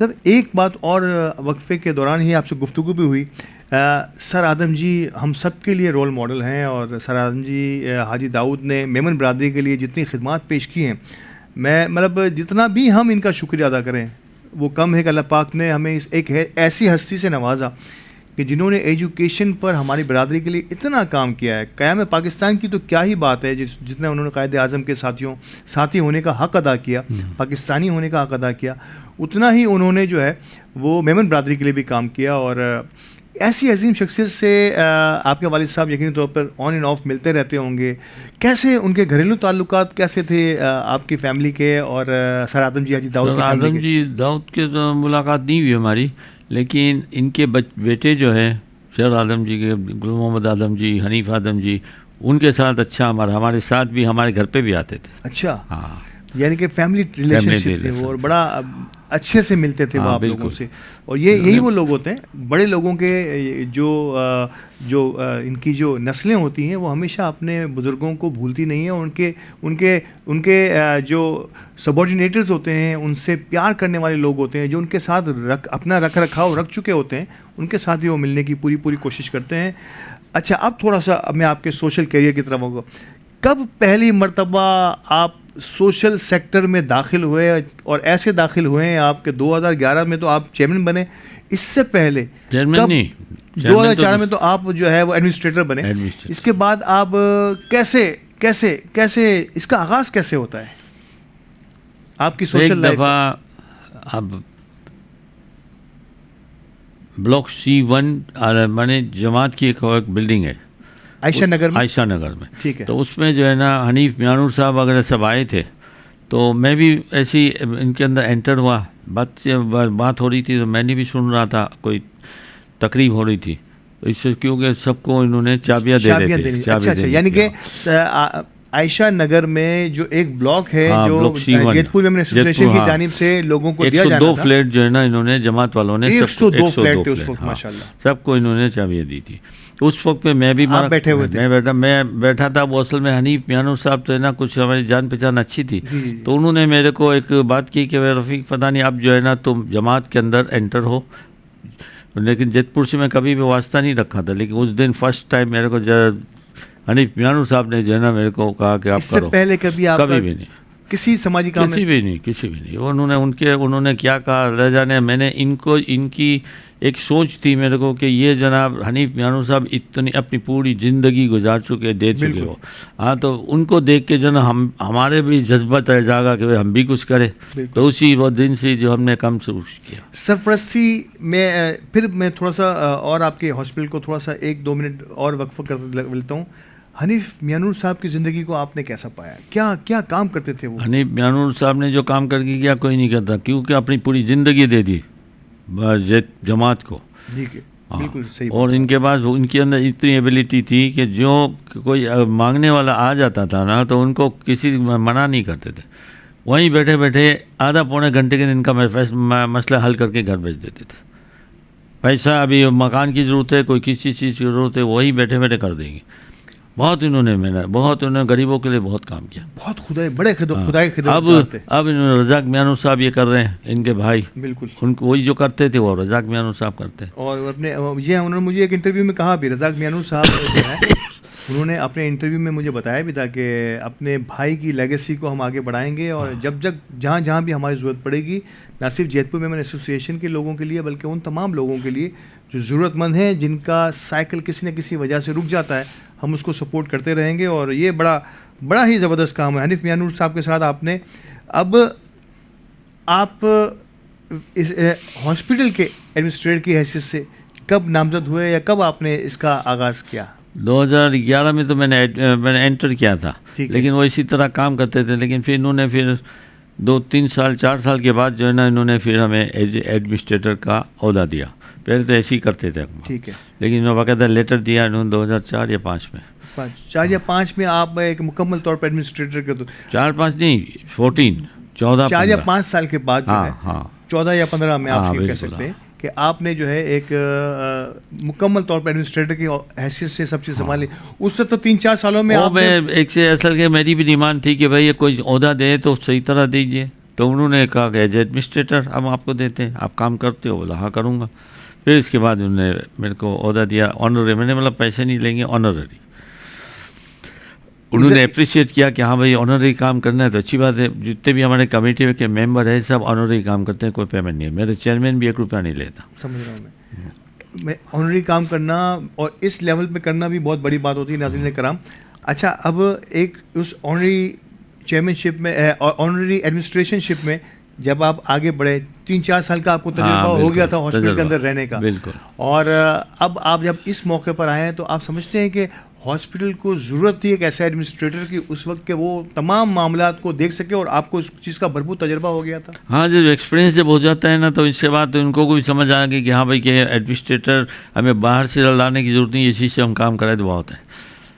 हाँ, हमें भी उन्होंने अप्रिशिएट किया कि भाई आप कर सकते हो, आप मुझसे मुकम्मल तौर पर कर सकते। कौन कौन से शोबे ऐसे हैं हॉस्पिटल में जिस पर बहुत ज़्यादा फोकस करना पड़ा आपको एज एन एडमिनिस्ट्रेटर? वो कौन सा शोबा है जो उसमें आपको ऐसा लगा कि उस पर ज़्यादा मेहनत की ज़रूरत थी और उसमें आप कामयाब भी हुए? स्टाफ डॉक्टर्स ये अप एंड डाउन आते आगे पीछे होते रहते हैं, तो उनको एडमिट करना वो आसान नहीं है। सही बात है, मुश्किल होती है। हाँ, बहुत मुश्किल होती है। और अभी भी कोई डॉक्टर्स नहीं होता तो इसके लिए बंदोबस्त करना, रिलीविंग के लिए भी ये प्रॉब्लम होती है। हॉस्पिटल अभी हमारे को इतना एक्सपीरियंस हो गई है कि हमें किसी से बात करनी हो तो हमने टेलीफोन करते हैं कि भाई आज आपको आना है। तो अभी भी सुबह भी एक डॉक्टर्स को मैंने कहा तो उन्होंने बोला ओके, तो उन्होंने रिलीविंग ड्यूटी पे आते, रिलीविंग का पेमेंट देनी पड़ती है हमारे। समझ रहा हूँ, लेकिन ये कि एक दूसरे की जगह वो नेवल बदल करना पड़ता है। हाँ, कौन कौन से शोबे ऐसे हैं और कौन सा हॉस्पिटल का शोबा सबसे ऐसा है जो जिसको आपको लगता है कि ये माशाल्लाह इसको बड़ी हमेशा से लोग अच्छे से पसंद करते हैं? बहुत सारे शोबे होते हैं, आपके मैटरनिटी का शोबा होता है, जनरल ऑपरेशंस हैं, अल्ट्रासाउंड हैं, और बहुत सारी फैसिलिटीज़ भी हैं। कौन सा शोबा ऐसा है जिस पे हॉस्पिटल का बहुत ज़्यादा फोकस है? इस दफ़ा फोकस जो है ना हमारे उस पर अपने मैटरनिटी। हाँ, क्योंकि जब वो कोशिश यही कर रहे हैं कि मैटरनिटी के ऊपर जाओ काम किया जाए। ये लो कॉस्ट मैटरनिटी के आपके सारे चार्जेस होते हैं जो बहुत कम। अच्छा, यहाँ तक हैंड टू माउथ, कमाने के लिए नहीं है, कमाने के लिए नहीं। ये सारी चीज़ें जो है वो बड़ी आसानी गरीबों की वजह से गरीबों के लिए करना है, सिर्फ गरीबों के लिए। और दूसरी बात है कि ये खाली उर्दू स्पीकिंग मेमन कम्युनिटी सब उर्दू स्पीकिंग सब कुछ सबके लिए एक ही है। वो तमाम जो हमारे जो मेमन कम्युनिटी जो जयपुर वाले हैं इनके लिए जो है ना 100 हमारा जमात जो है ना 100% वो देती है इनको, ठीक है, बेनिफिट। और बाकी के जो लोग हैं ना उनको लिए जो है ना हमारे को दूसरी जगह से वेलफेयर के हिसाब से कुछ पेमेंट आती है, हम थोड़ा करके उनको देते हैं। अच्छा। जिसकी ज़रूरत पड़ जाती है, किसी की डिमांड है कि बाबा मेरे पास पैसा कम है तो हम फिर उसी ज़कात फंड से उसको देते हैं। उसको आप उर्दू स्पीकिंग पठान किसी को भी आप जो है ना वो थोड़ा बहुत खाली हाथ नहीं लौटते, यानी पैसे ना होने की वजह से इलाज नहीं होगा, ऐसा नहीं होता। ऐसी बात नहीं है, ऐसा कभी भी नहीं हुआ। ओपीडी आपकी कितने घंटे दिन में? 10 घंटे 12 घंटे 24 आवर 24 घंटे आपकी। और इमरजेंसी भी इसी अंदाज से? इमरजेंसी ओपीडी ये सारी चीज़ें जो आपकी जो है 24 घंटे जारी रहती है। खुद आपका वक्त जो है वो बड़ा अहमियत का हामिल है। जब भी मैं बात करता हूँ और जब भी आपको मैंने देखा है कि कोई भी वक्त हो रहा हो आप वहीं पे मिलते हैं। कमोबेश आप कितनी ड्यूटी वहाँ देते हैं सर? समझ लीजिए 12 बजे से सुबह 12 बजे से लेकर रात को 2 बजे तक। तो रफ़ीक फ़तानी जो है वो 12 से 14 घंटे तक की वहाँ पे सर्विसेज दे रहे हैं, और नो डाउट ये किसी के लिए भी बिला मज़दो मुआवजा देना को आसान काम नहीं होता। तो घर वाले इस पर कभी अल्लाह बख्शे हुआ था, आपकी अहलिया जो है हुआ था पहले। असल में मैं अपनी इसमें भी मैं एक बात कर दूं कि मैं 2 घंटा कभी मेरे को हफ्ते में 2-3 रोज़ मेरे को अपने ऑफिस जाना पड़ता है। समझ रहा हूँ। तो 2-2.5 घंटा की ज़रूरत पड़ती है, जाके वापस आ जाता हूँ। सही है। मेरी बेगम बीमार थी जी। तो मेरे पहले जो है ना कहती कि तुम उससे वहीं रहते हो, काम तो हमारी तो देखते नहीं हो, फलाना धमका, एक किस्म का नाराज़गी जाहिर करती है। तो आप एक ही जगह पे बैठ गए हो और अपने घर को भी देखो। तो मेरी बेगम 2015 में ये ब्रेस्ट कैंसर की मरीज़ थे, तो इनका ऑपरेशन हुआ। ऑपरेशन होने के बाद समझ लो कि ऐसी बात थी कि समझो किसी वक्त भी ख़त्म हो सकती है। जियाउद्दीन हॉस्पिटल में इनका पूरा इलाज हुआ। फिर इसके बाद 1.5 साल के बाद जब तबीयत इसकी संभलने लगी तो मेरे को पूछा आप क्या काम करते हो? मेरे को इनको पता नहीं है क्या काम करता हूँ। मैंने बोला क्या है? गरीबों का काम करते हैं, जो हॉस्पिटल का जो है मैंने जो हमें सौंपा हुआ है क्या कर रहे हैं हम, और गरीबों का काम है। मैंने बोला इसमें पैसे नहीं कमाने का। तो बोला अच्छा। बोला तो मैं महसूस करती हूँ कि मैं अभी रिकवर हो रही हूँ, तो इसका मतलब किसकी दुआ लगी है कुछ पता नहीं है। अब ऐसा करो तुम जो है ना जो करते हो करते रहो। वो इजाज़त मिली फिर मेरे को, पहले इजाज़त नहीं थी। यानी कि पहले उसमें नाखुश थी लेकिन फिर उन्होंने बखुशी जो है, हाँ कि भैया मैं इतनी रिकवर हो रही हूँ, मसला क्या है, किसकी दुआ लगी है कुछ को पता नहीं है। ये बात सही है, बिल्कुल सही है। आज हम क्या खाते हैं हमें थोड़ी पता किसके बदौलत खाना खाते हैं कि क्या है। नाज़रीन कराम, आपने देखा, आपने गौर किया कि कितनी इस छोटी सी और सादगी के साथ क्या बड़ी बात कर गए मोहतरम रफ़ीक पतानी साहब कि इनकी अहलिया जो है उन्होंने जो है वो इस मौके पर ये बयान दिया अपना कि न जाने मेरी रिकवरी के अंदर ब्रेस्ट कैंसर की मरीज़ा थी, लेकिन उन्होंने कहा कि न जाने किसकी दुआ से ये मेरी रिकवरी हो रही है। तो जो नाराज़गियाँ थी पहले किसी न किसी वजह से, वो ये कमोबेश हर सोशल वर्कर के साथ ये छोटी मोटी कहानियाँ चलती हैं कि घर की नाराज़गी होती है, तो उस नाराज़गी को उन्होंने खुशी बखुशी जो है मोहतरम रफ़ीक पतानी साहब को इजाज़त दी कि अब अगर आप जाना चाहें तो अपने उसी काम को जारी रखें। अल्लाह पाक ने इसी में शायद हो सकता है हमारे लिए कोई बेहतरी रखी हो। तो नाज़रीन कराम, ये बड़े टची लम्हात होते हैं और अल्लाह पाक ने किसकी कितनी ज़िंदगी रखी है हमें नहीं पता, लेकिन आपका नेक काम हमेशा आपको किसी न किसी अंदाज़ में ज़रूर काम आता है। वक्फ़े के लिए कहा जा रहा है मुझे, और वक्फ़े के बाद दोबारा हाजिर होते हैं। तो इसी गुफ्तगू के आखिरी मरहले को आपके सामने लेके आते हैं, हमारे साथ रहिएगा। रब के मेहमान तुझसे बख्शिश का है सामान, माहे रमज़ान रमज़ान आया, रमज़ान आया, रमज़ान आया, रमज़ान आया, रमज़ान आया, रमज़ान आया।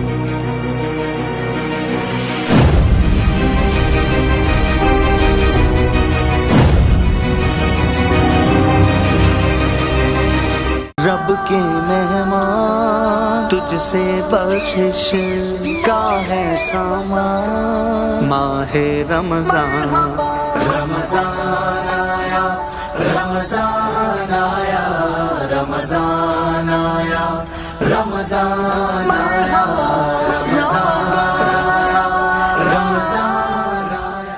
खुशामदीद एक बार फिर हमारी रहमत है मेहमान सेगमेंट में, और ये सेगमेंट आप देख रहे हैं रब की नेमत है रमज़ान मेमन टीवी HD की खुसूसी रमज़ान ट्रांसमिशन में, जिसमें हमें ताउन हासिल रहा है टाइटल स्पॉन्सर के तौर पर अल जदीद प्रॉपर्टीज़ का, और जबकि हमारे पावर्ड बाय स्पॉन्सर्स में Sabrina builders and developers, okay real estate and builders, Rumi group builders and developers, थारा ग्रुप ऑफ कंपनीज़ और तालू एसोसिएट, और दीगर तमाम हमारे डायमंड और गोल्ड और सिल्वर स्पॉन्सर्स जिनके हम दिल की गहराइयों से मशकूर हैं। नाज़रीन कराम, हमारी इस महफ़िल का आगाज़ हुआ है, और इस महफ़िल के इस सेगमेंट में, इस पोर्शन के आगाज़ में हमें हमारे वतन अज़ीज़ और शहर कराची के मुमताज़ सना खां मोहतरम जनाब अदनान अली क़ादरी ने ज्वाइन किया है। अदनान भाई, बहुत बहुत शुक्रिया हमारे साथ रहने के लिए। मैं चाहूँगा कि अब आप आ ही गए हैं तो आगाज़ भी आपके एक पुरसोच नात से हो जाए। अल्लाहुम्मा सल्ली अला सय्यिदिना मौलाना मुहम्मदिन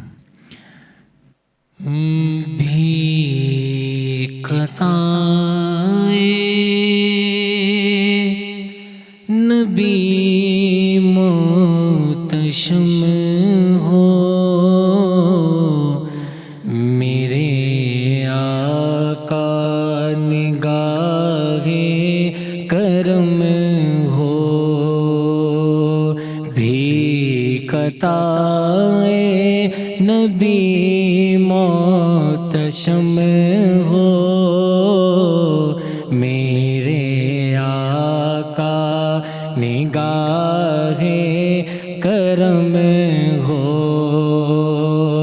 मेरे आका निगाहे करम हो छूट जाए गुनाहों की आदत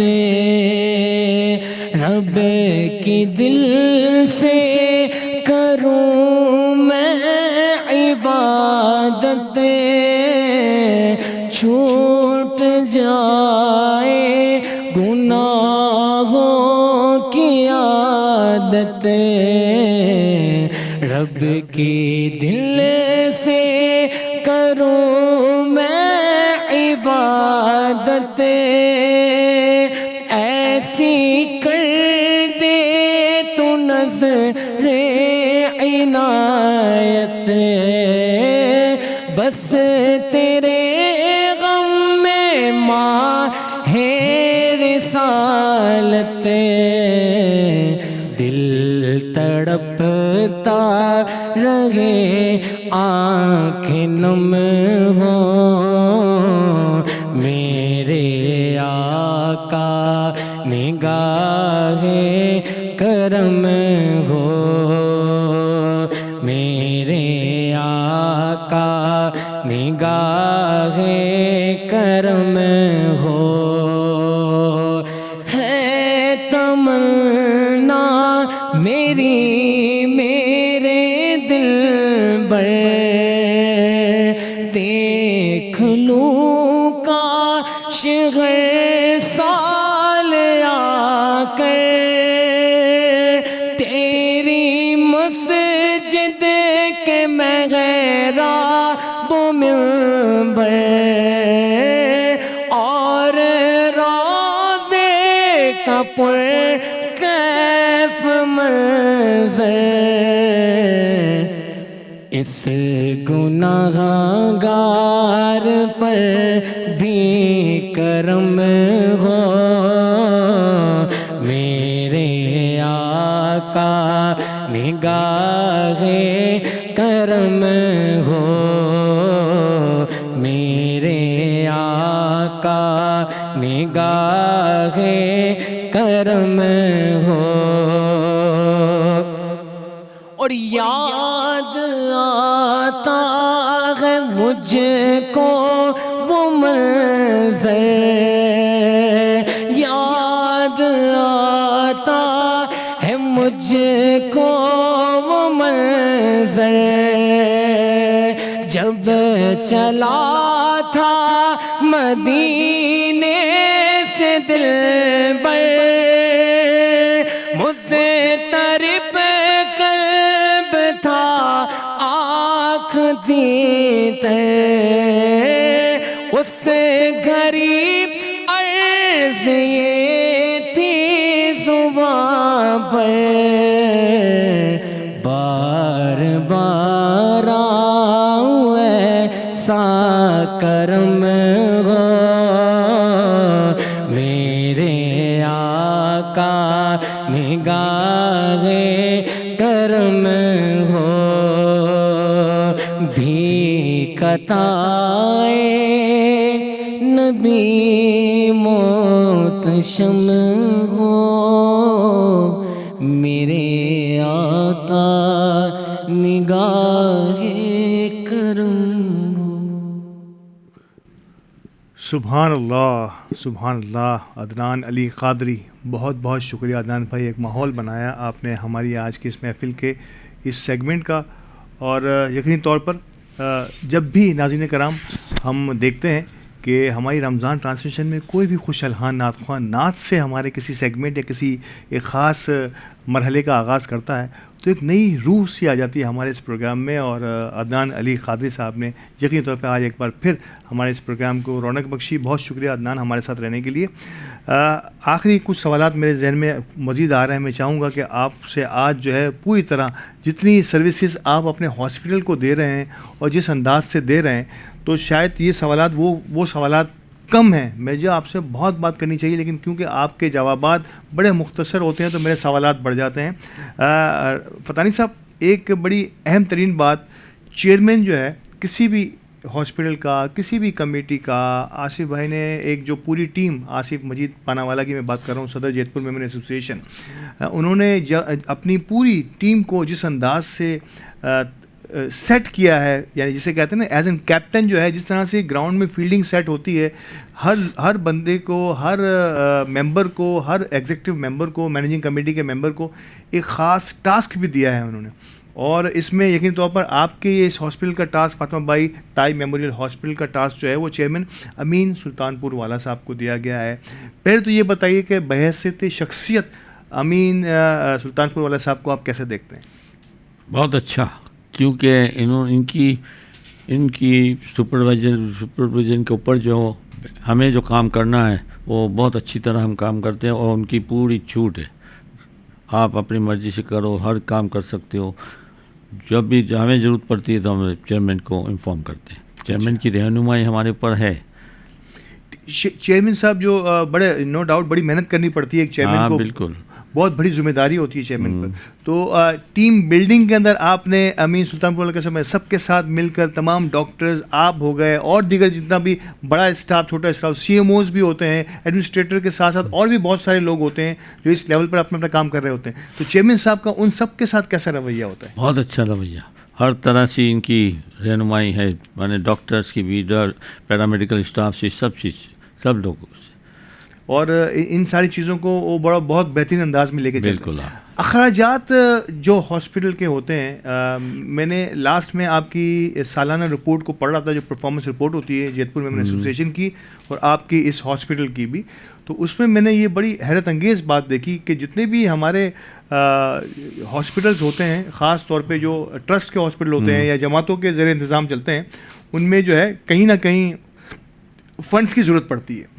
और ये मेरे लिए बड़ी हैरत अंगेज़ बात थी कि मैंने देखा उसमें कि अब आपका ये हॉस्पिटल जो है वो सेल्फ सस्टेन हो गया है। तो कब तक आपको फंड्स की ज़रूरत पड़ी और फिर कैसे आप इससे निकलकर अब आप सेल्फ सस्टेन हो गए, यानी कि अब आप जो है ना कमाई के लिए तो आपने वैसे ही हॉस्पिटल नहीं रखा, यानी कि इस पर आप लॉस भी नहीं कर रहे? आप लॉस नहीं, हैंड टू माउथ, जो भी हमें कमाते यहीं से खर्च करते हैं, सब कुछ यहीं से। ज़रूरत पड़ती, खुदा ना अल्लाह ना करे तो कभी ज़रूरत पड़ती है तो चेयरमैन साहब को चेयरमैन साहब प्रोवाइड करते हैं पैसा, हेड ऑफिस से कर, लेकिन कभी कभार जरूरत भी, लेकिन हमारी, मेरे को लगता है बहुत कम जरूरत पड़ती है। क्या किसी ज़माने में ऐसा होता था कि आपको जो है, यानी कि मैं 2, 4, 6 साल पीछे चला जाऊं, जब आपने इसका चार्ज संभाला था, आपको लगता था कि साल के आखिर में या दरमियान में कहीं आपको जमात से पैसे लेने की ज़रूरत पड़ती थी? पहले पड़ती थी, पहले, अब नहीं, अब नहीं पड़ती, अब बिल्कुल नहीं, अल्लाह का शुक्र। अब जो है वो सारी चीज़ें जो है आप खुद ही अंदर ही मैनेज हो जाती हैं। और हमारी अर्निंग जो है ना, इसी अर्निंग से जो है ना, ये सब पूरी हॉस्पिटल को हम चलाते हैं। क्या बात, बाहर से ज़रूरत नहीं पड़ती। यानी कि एक तो इतना लो कॉस्ट, वैसे ही आपने वो तमाम मराइल रखे हुए हैं, यानी कि आपको किसी मरहले पर भी अब वो ज़रूरत नहीं पड़ती जो एक ज़माने में पहले पड़ा करती थी। अब आपने ऐसा सिस्टम बना दिया है। आप समझते हैं कि इसमें जो है बहुत बड़ा किरदार चेयरमैन और आपकी टीम का है? बिल्कुल, हर चीज़ के ऊपर, हर चीज़ में। कमेटी मेंबर के भी हैं, साथ साथ कमेटी मेंबर जो हमारे हैं, जो हॉस्पिटल की कमेटी के मेंबर हैं, उनका भी सपोर्ट अच्छी है। कितना आप दिन में 12 से 14 घंटे जो है आप हॉस्पिटल को दे रहे हैं, बिना किसी सैलरी के, बिना किसी तनख्वाह के, साल में कितनी छुट्टियां करते हैं आप? कौन, मैं? हाँ, मेरी पूरी हिस्ट्री के अंदर मैंने शायद छुट्टी की है तो अभी रिसेंटली मैं बीमार था तो 1 हफ्ता 10 दिन की थी, बस, वो भी डॉक्टर के कहने पे। मैंने ये देखा कि आप ईद के दिन भी, बड़ी रातों में भी और दीगर तमाम में भी आप? हाँ, बिल्कुल, हॉस्पिटल मिलूँगा। हमारे चेयरमैन साहब, हमारी प्रेसिडेंट साहब रात को 2:30 बजे 2 बजे टेलीफोन करते तो मैं मिलता हूँ, किसी पेशेंट के लिए बात होती है, ऐसी बात नहीं है। हाँ, मतलब ये कैसे मुमकिन होता है? मतलब कैसा शौक है ये कि आप ये ना वहाँ से शौक- तनख्वाह ना वहाँ से आप तनख्वाह ले रहे हैं, ना वहाँ से आपको कोई सैलरी मिल रही है, रिस्पेक्ट सिर्फ आपको एडमिनिस्ट्रेटर का एक जॉब मिल गया है, अब उस पर आप ना छुट्टी कर रहे हैं और साल के 300 ये बस एक जुनून है कि गरीबों का काम करना है, बस और कुछ नहीं है। हाँ, जब हम पैसों के लिए करेंगे तो फिर हम अपना देखेंगे तो पेशेंट को हम नहीं देख सकते। समझ रहा हूँ।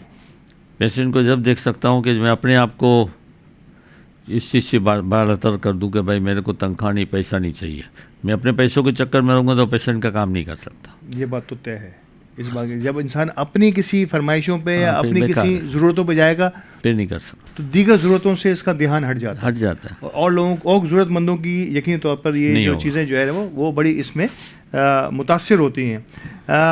आपने एक बड़ी ऑफ द रिकॉर्ड मुझे एक और बात बताई हुई है, मेरे लिए बड़ी है कि हॉस्पिटल के तमाम स्टाफ के लिए जो है, यानी कि बहुत बड़ा स्टाफ है हाँ। आपका, कितना स्टाफ होगा आपका ये तमाम दिन और रात का मिला के, सहरी और इफ्तार के तमाम मामला को मिला के कितना स्टाफ होगा? 70 से 75 लोग हैं जो आपके ज़ेरे साया अपना रोजगार हासिल कर रहे हैं इस हॉस्पिटल ना रोजगार तो हासिल करते ज़्यादा है। इसको कितने ये होंगे तो सब अप्रोक्सीमेटली 90 to 95 100 के करीब लोग जो हाँ, हैं तकरीबन। वो यहाँ से रोजगार हासिल कर रहे हैं। और आप जो बता रहे हैं कि इफ्तार और सहरी के वक्त में कम 70 लोग जो हैं, 70-75 लोग हाँ, तकरीबन। होते हैं। उन 70 और 75 लोगों की सहरी और इफ्तारी जो है वो भी आपके मुखैर हजरात और आप हमारे प्रेसिडेंट साहब और हमारे इनकी दीगर प्रेसिडेंट टीम साहब भेजते हैं इनको, ये इनकी सपोर्ट के हिसाब से हम इनको सपोर्ट करते हैं पूरी, मैंने शहरी के लिए भी और इफ्तार के लिए भी। अच्छा हाँ, अभी और मैं इसमें आपने पेमेंट बताया कि मुझे कुछ डॉक्टर्स भी अपने सपोर्ट थोड़ा सा हिस्सा थोड़े डालते हैं इसमें। बहुत डॉक्टर्स जो हमारे हैं वो भी देते हैं, तो उनको पूरी सहरी और इफ्तारी जो है वो उन लोगों की तरफ से ही हो जाती है।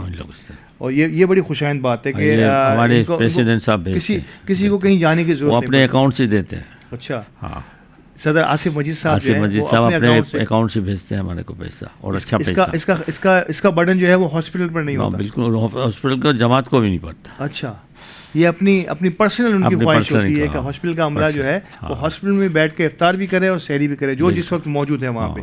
शायद इससे बड़ी कोई बात नहीं हो सकती। एजुकेशन में भी आपने काम किया, हॉस्पिटल के एडमिनिस्ट्रेटर तो आप रहे हैं।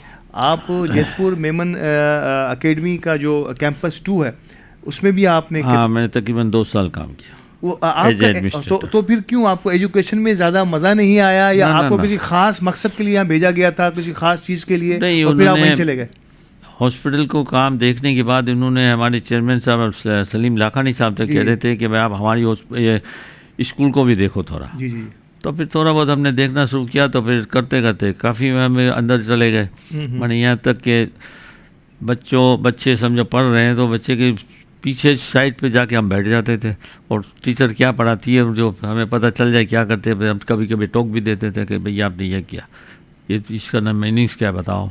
समझ रहा हूँ मैं, क्योंकि यानी कि आप टीचर की एवेल्यूएशन भी खुद कर रहे थे। हाँ। माशाल्लाह, तो ये बड़ा अहम तरीन रोल है। जब पढ़ा लिखा इंसान होता है तभी ये सब कर सकता है, ऐसा नहीं कर सकता। जाहिर सी बात है, जब तक तालीम आपके हाथ में होगी तो आप किसी भी तालीमी याफ्ता को ट्रीट भी कर सकते हैं, उससे गाइड भी कर सकते हैं, उससे मैनेज भी कर सकते हैं।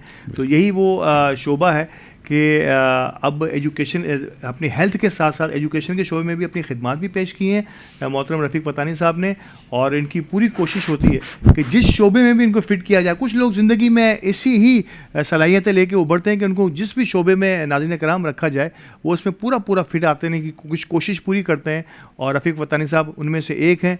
तो यकीनी तौर पर अब वक्फे के लिए कहा जा रहा है, वक्फे के बाद दोबारा हाजिर होते हैं, और यकीनी तौर पर आखिर में हमारे अदनान अली कादरी साहब से हम नात भी सुनेंगे। अभी हम चलते हैं वक्फे की जानिब। रब के मेहमान तुझसे बख्शिश का है सामान, माहे रमजान रमजान आया रमजान आया रमजान आया रमजान आया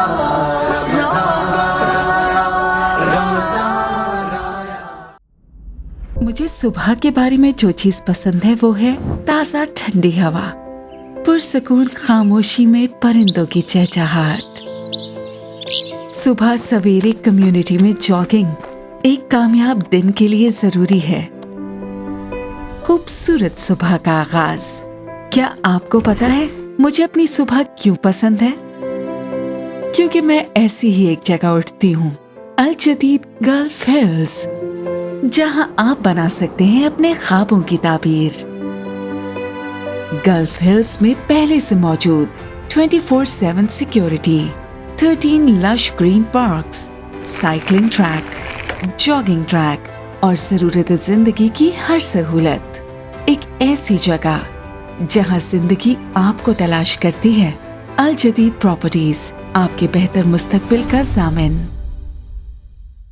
يا من صليت بكل الأنبياء، يا من في قلبك رحمة للناس، يا من ألفت قلوبا بالإسلام، يا حبيبي يا شافعي يا رسول الله، بأمي وأبي فديتك سيدي، صلاة وسلام عليك يا نبي. حبيبي يا محمد، أتيت بالسلام والهدى محمد.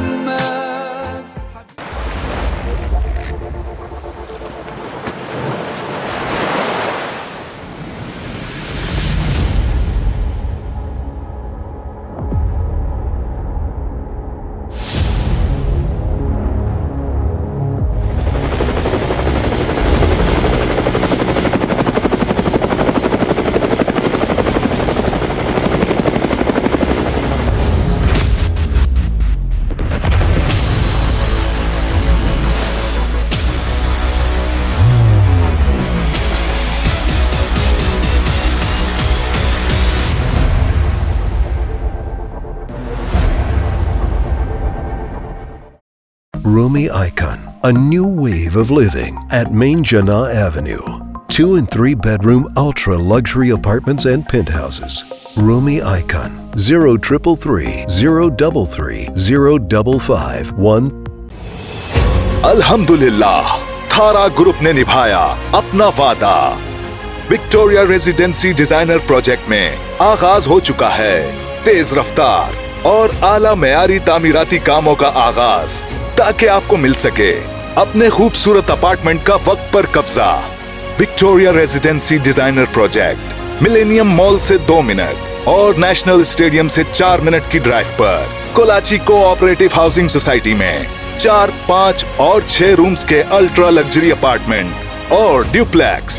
तो फिर क्यों ना पहले साइट पर तामीराती कामों का मुआयना कीजिए, फिर बुकिंग कराइए। Victoria residency designer project, our trusted project of Thara Group. Phone 0311 116648.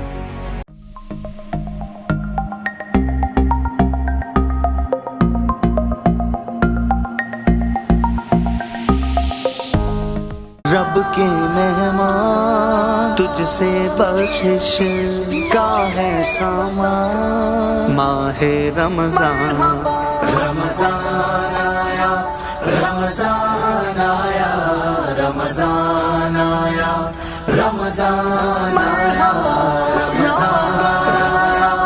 Ramzan आया।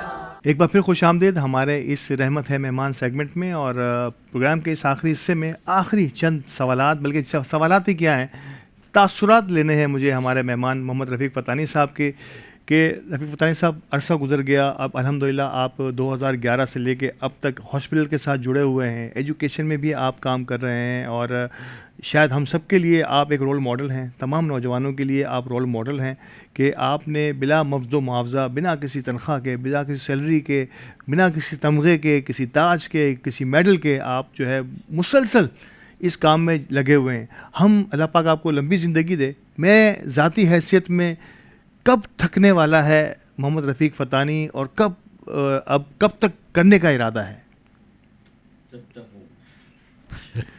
जब तक दम में दम है, जब तक सांस में सांस है, जब तक आप बिल्कुल का इरादा है कि हम ये काम करते रहेंगे।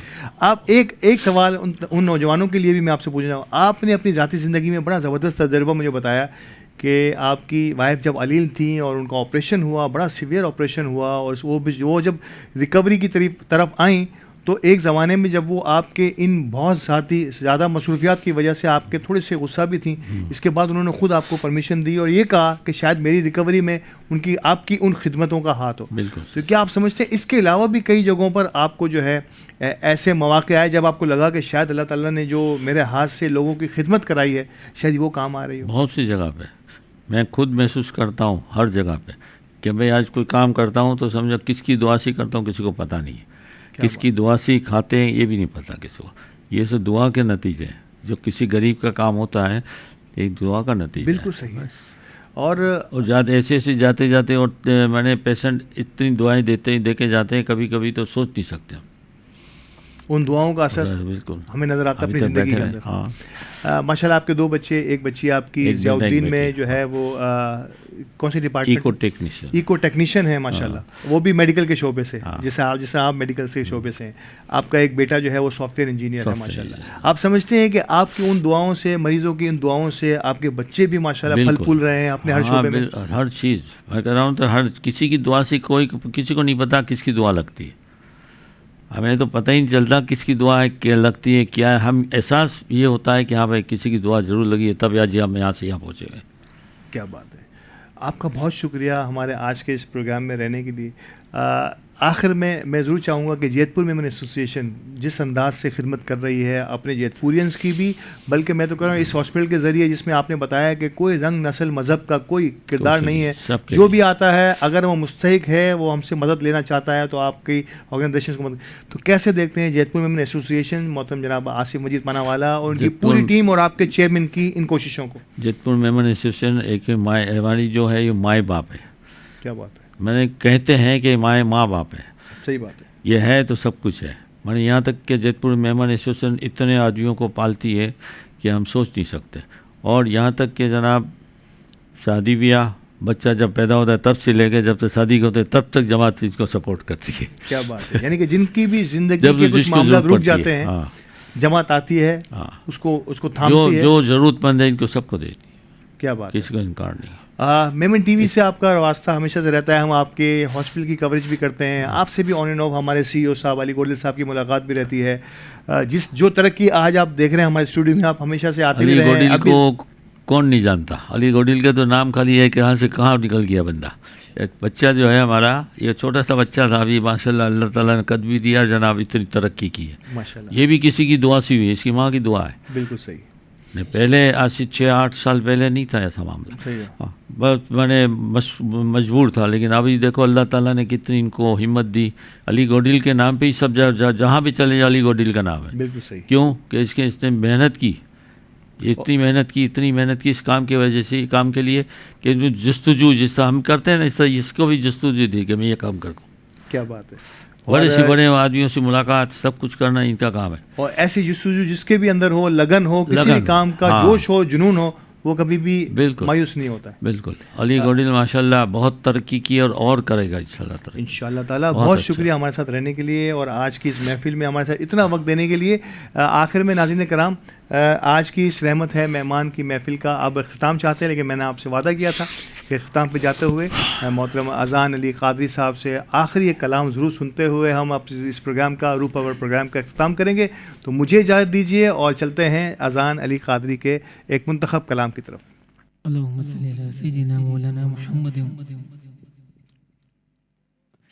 हमने आँखों से देखा नहीं है, मगर हमने आँखों से देखा नहीं है, मगर उनकी तस्वीर सीने में मौजूद है। हमने आँखों से देखा नहीं है, मगर उनकी तस्वीर सीने में मौजूद है। जिसने लाकर कलामे इलाही दिया, जिसने लाकर कलामे इलाही दिया, वो मोहम्मद मदीने में मौजूद है। तो फूल खिलते हैं पढ़ पढ़ के सल्लल्लाहु पढ़ के सल्ले अला कह रही है ये झूम के बाद सबा कह रही है ये झूम के बाद सबा ऐसी खुशबू चमन के गुलों में कहा ऐसी खुशबू चमन के गुलों में कहा जैसी खुशबू नबी के पसीने में है। और हमने माना कि जन्नत बहुत है हंसी हमने माना कि जन्नत बहुत है हंसी जाएंगे न छोड़ के तैबा कहे हमने माना कि जन्नत बहुत है हंसी जाएंगे न छोड़ के तैबा कहे यूं तो जन्नत में सब है मदीना नहीं यूं तो जन्नत में सब है मदीना नहीं और जन्नत मदीने में मौजूद है यूं तो जन्नत में सब है मदीना नहीं और जन्नत मदीने में मौजूद है। हमने आँखों से देखा नहीं है मगर उनकी तस्वीर सीने में मौजूद है जिसने लाकर कलामे इलाही दिया वो मोहम्मद मदीने में मौजूद है। फिर मुस्कुराई जिंदगी आया है रमज़ान रब की नेमत है रमज़ान रब की नेमत है रमज़ान रब की नेमत है रमज़ान रब की नेमत है रमज़ान।